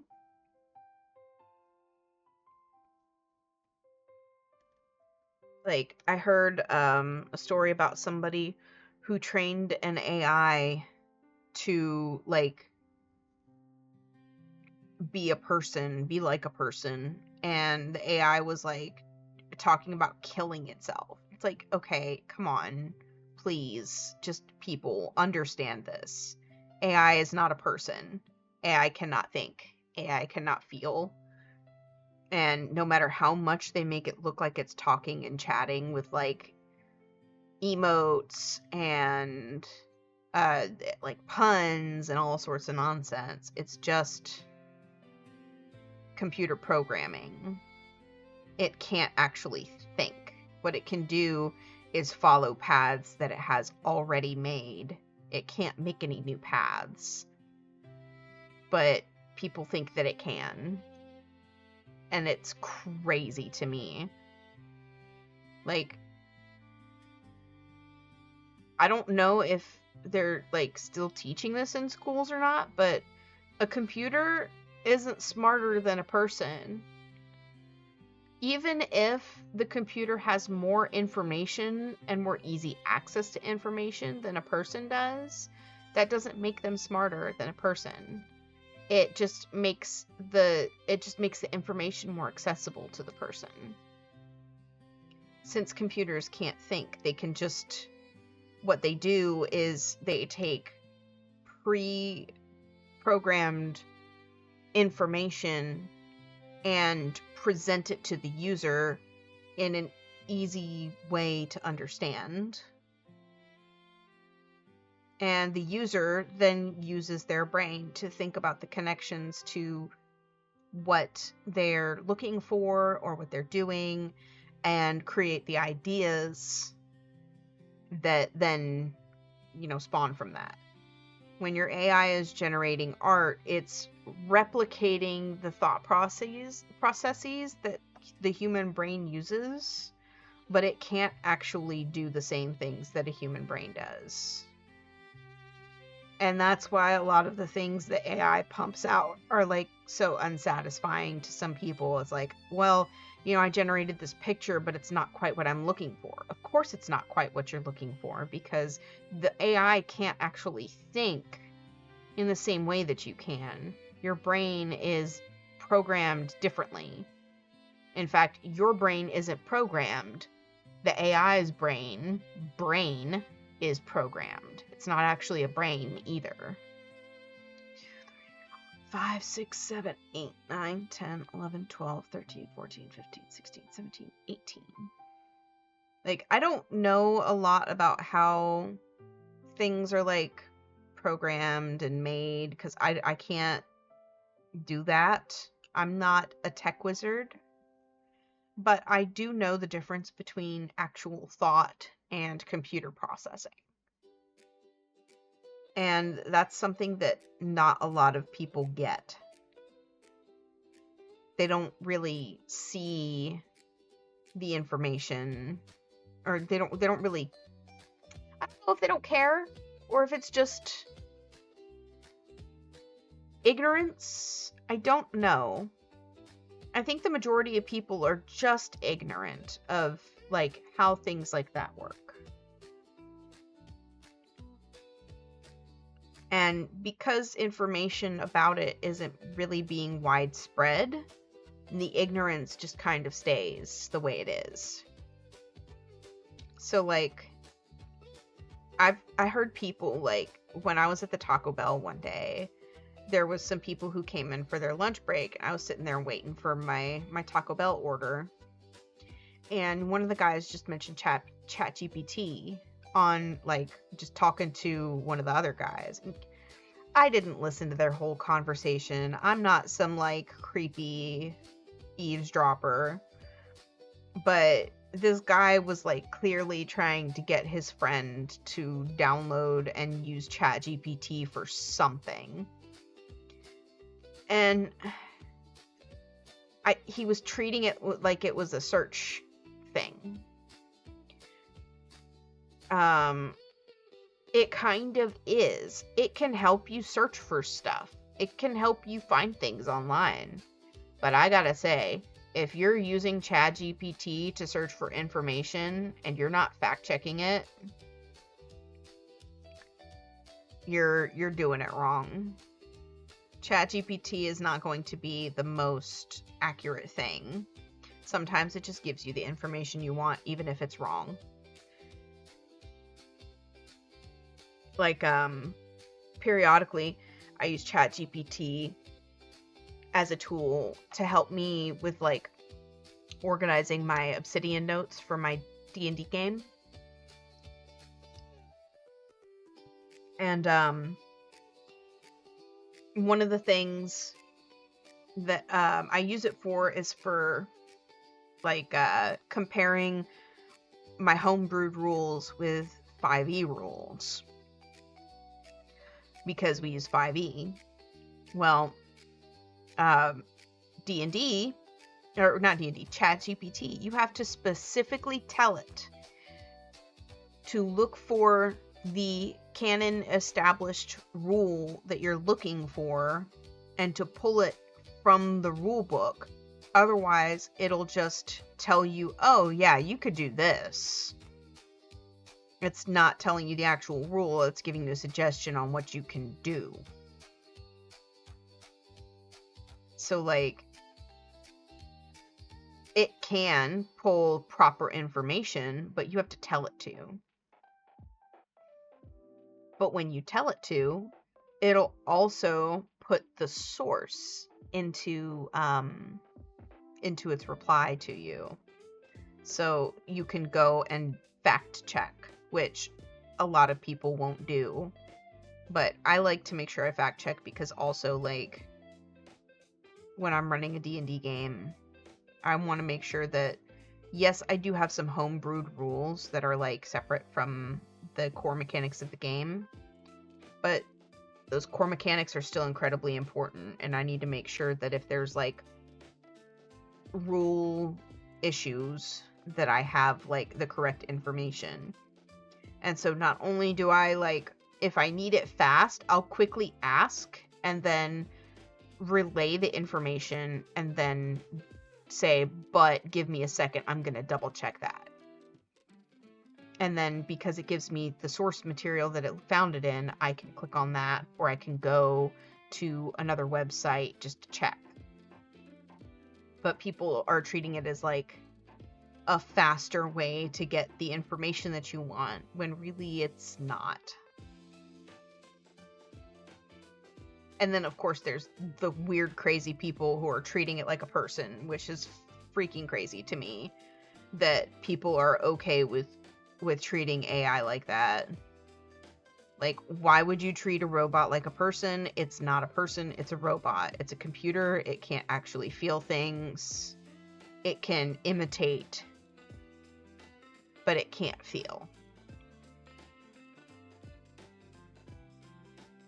And the more they try to train it to actually respond like a person, the closer and closer and closer we get to Terminator Judgment Day.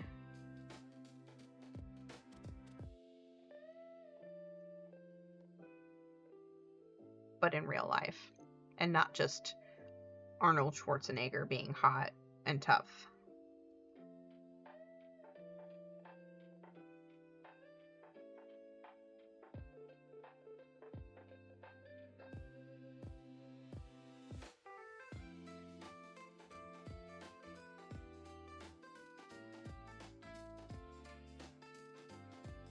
Anyway, that's my hot take. My hot take about AI.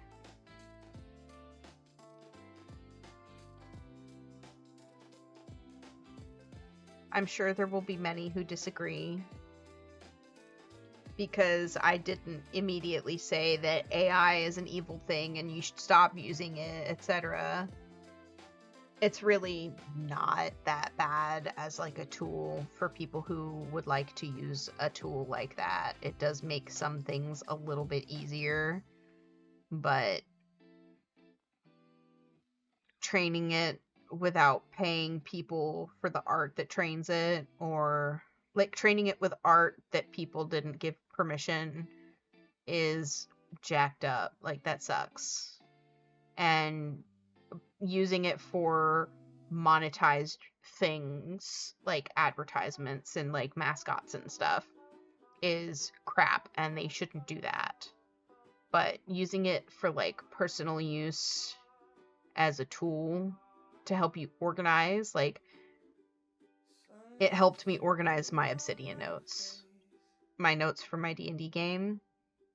To anybody who's ever DM'd, like been a dungeon master for a D&D game, they understand that all the world building and lore and the items that you've got and the stuff that the players have and like all the information about the characters, that kind of builds up into a massive thing over time the longer the campaign runs, and it gets a little overwhelming for people to organize.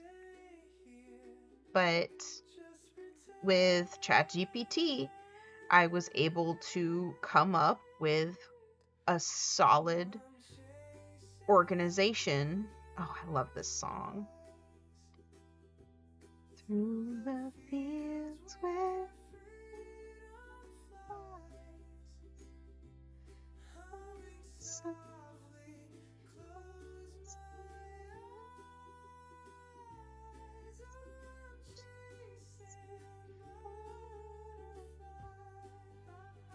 I shouldn't have just stopped to do that.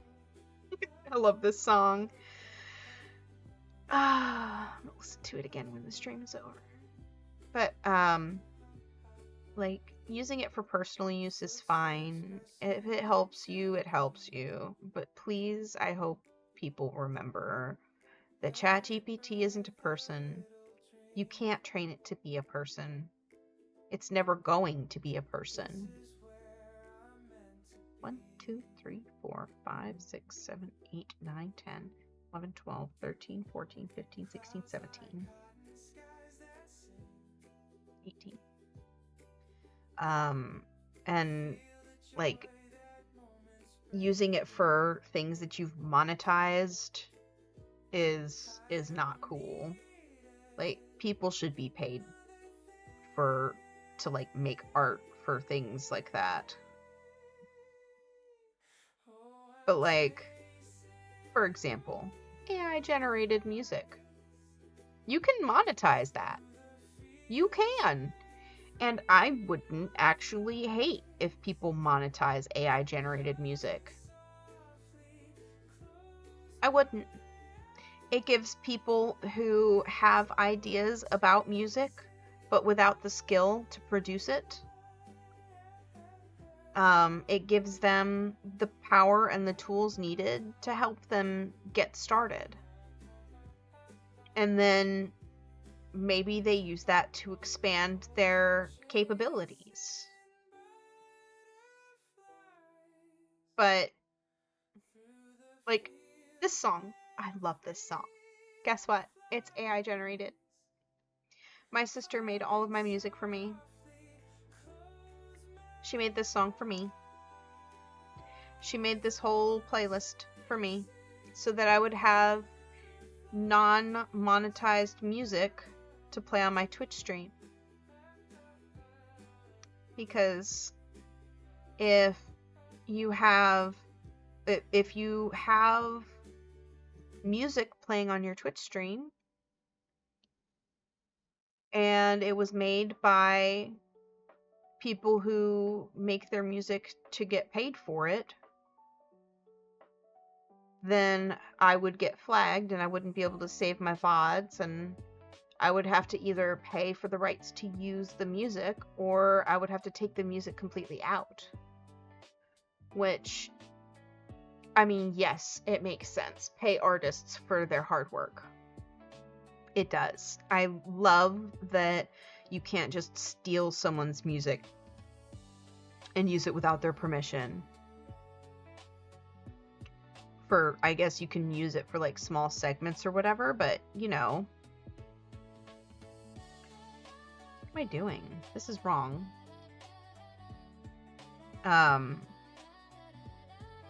But I'm streaming on Twitch. And while I may monetize in the future,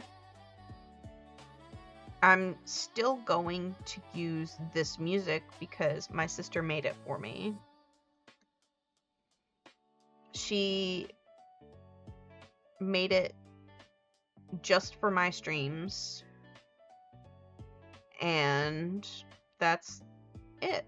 It gave me a good variety of songs to have for my stream so that people could listen to music if I'm not talking, because sometimes I don't say things. It gives people something to kind of bop their heads to. And I'm sure the AI was probably trained without consent from artists or whatever, because there's no, I don't even know if there's any AIs that don't do that. But when my sister generates AI music, she does it because she wants to just put a silly or stupid idea into music and just see what kind of shit it makes. To see if it makes something funny. Because nobody makes music for it to just be funny anymore. And the ones that do are not wildly, like, proclaimed to the world. But one of the things my sister said is, like, I made this song. It's called Period Blues. She said, I made this song because I thought it would be really, really funny to have a guy sing about how much it sucks to have a period. And listening to that song, it is a song about having a period and how much a period sucks. And because it's AI, she had a guy singing it. And it was really, like, you can have a guy or a girl sing it or whatever, it doesn't matter. But she had a guy singing it. And it was some of the funniest shit. You know what else was really funny? This is probably not going to get me a lot of people being happy with me, but I don't really care that much. One of the things that me and her were out at the grocery store, and we saw a car. It was like a blue car, and the side of it said, Jesus, Jesus, Jesus, he's coming.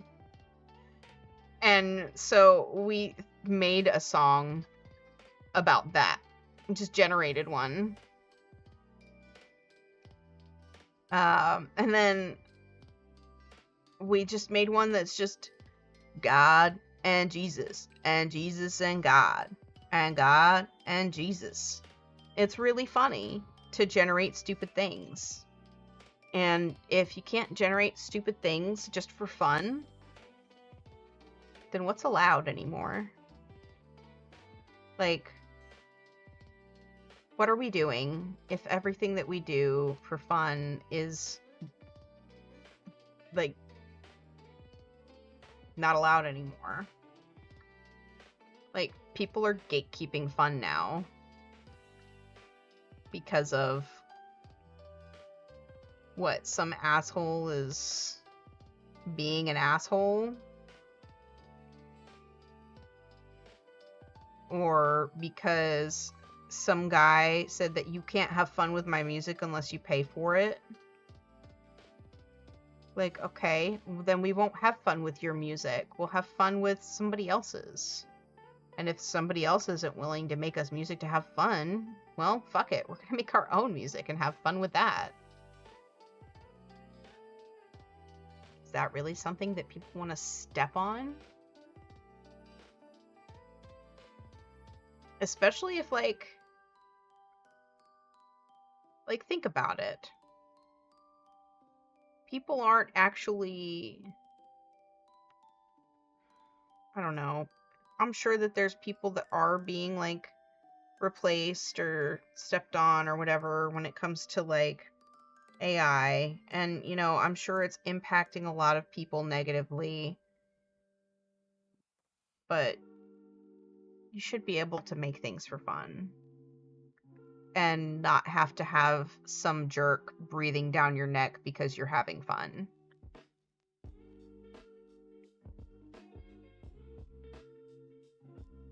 Artists deserve to be paid for their work. But girls just want to have fun.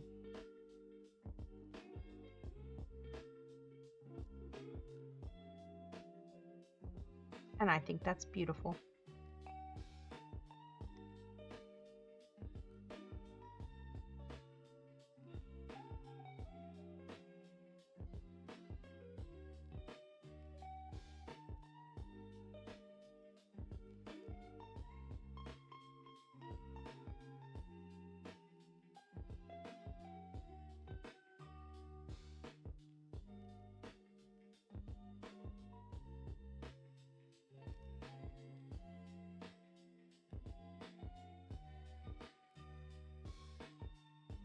I'm planning to do significantly less hot takes in the future, though. Because I just want this to be a place where people can come and sit and relax and not have to deal with that. Everybody's got a hot take. Everybody's having trouble with something. Let's just sit and crochet and have a good time.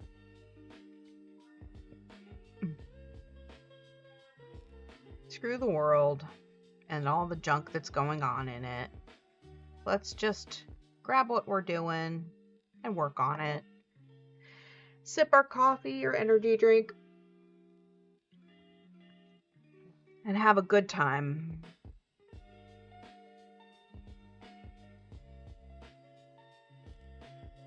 Drop those hot takes. We don't have a pot holder. They're too hot to hold. Let's put them down. Let's listen to this chill-ass music that my sister made for me.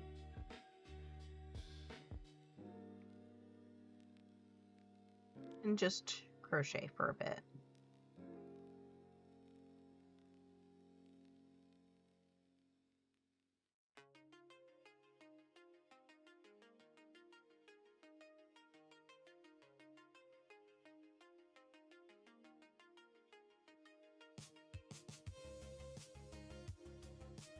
Okay. 1, 2, 3, 4, 5, 6, 7, 8, 9, 10, 11, 12, 13, 14, 15, 16, 17, 18, 19, 20, 21, 22, 23, 24, 25, 26. Oh, wait, this one's wrong. I did this wrong.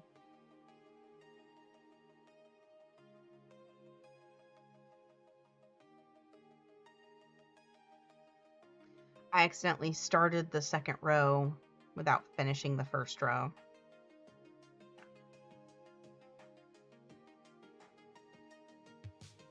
Once I finish this row, I'm going to call it for the day. I'll stop streaming for the morning. I think I've gone past my usual time, but I can't tell because I moved my browser. Yeah, I've been streaming for almost 3 hours. I don't usually stream this long.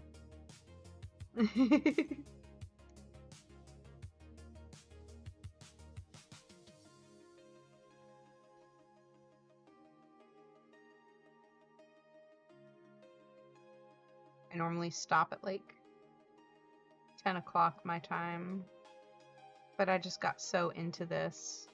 I've been having a lot of fun making it, like, despite the frustrations that I have had in like learning the pattern and actually making it and like struggling with it for as long as I have been, like all week. I am glad that I decided to learn how to do this because it was a lot of fun to make. Despite the hardships, I'm having fun. And that's what matters.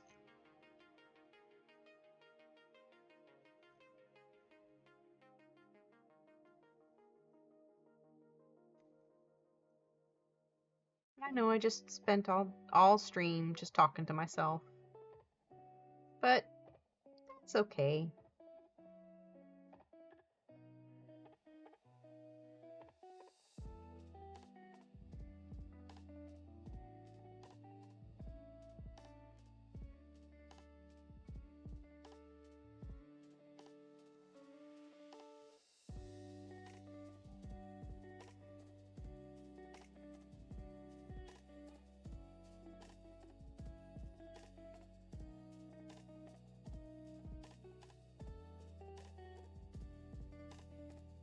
Almost at the end of this row. You know, the entire time, I thought maybe the cat would come back inside and, like, plop down on her spot. You know, last week on stream, I was thinking the same thing. But you know what happened? She waited until after I was done with the stream to come sit down in her chair, or on her blanket. So I think she might be purposely avoiding me during the stream.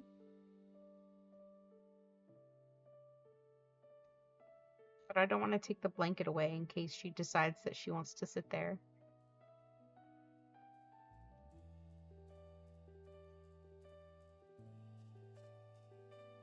It's her spot anyway.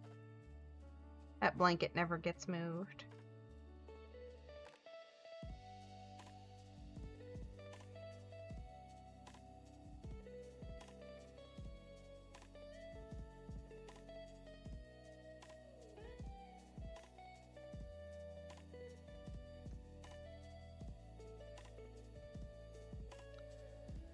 Okay, that's it for today. I'm done. I'm gonna stop streaming now. Calling it. It's over. Done. Let me just put my stitch marker inside of my chain so it doesn't fall apart. Thank you. I know nobody was here this time during stream, but if anybody decided to watch this VOD, thanks for watching. Thanks for hanging out. I hope that you had sufficient time hanging out, and I had a lot of fun crocheting today. Y'all have a wonderful day. Goodbye.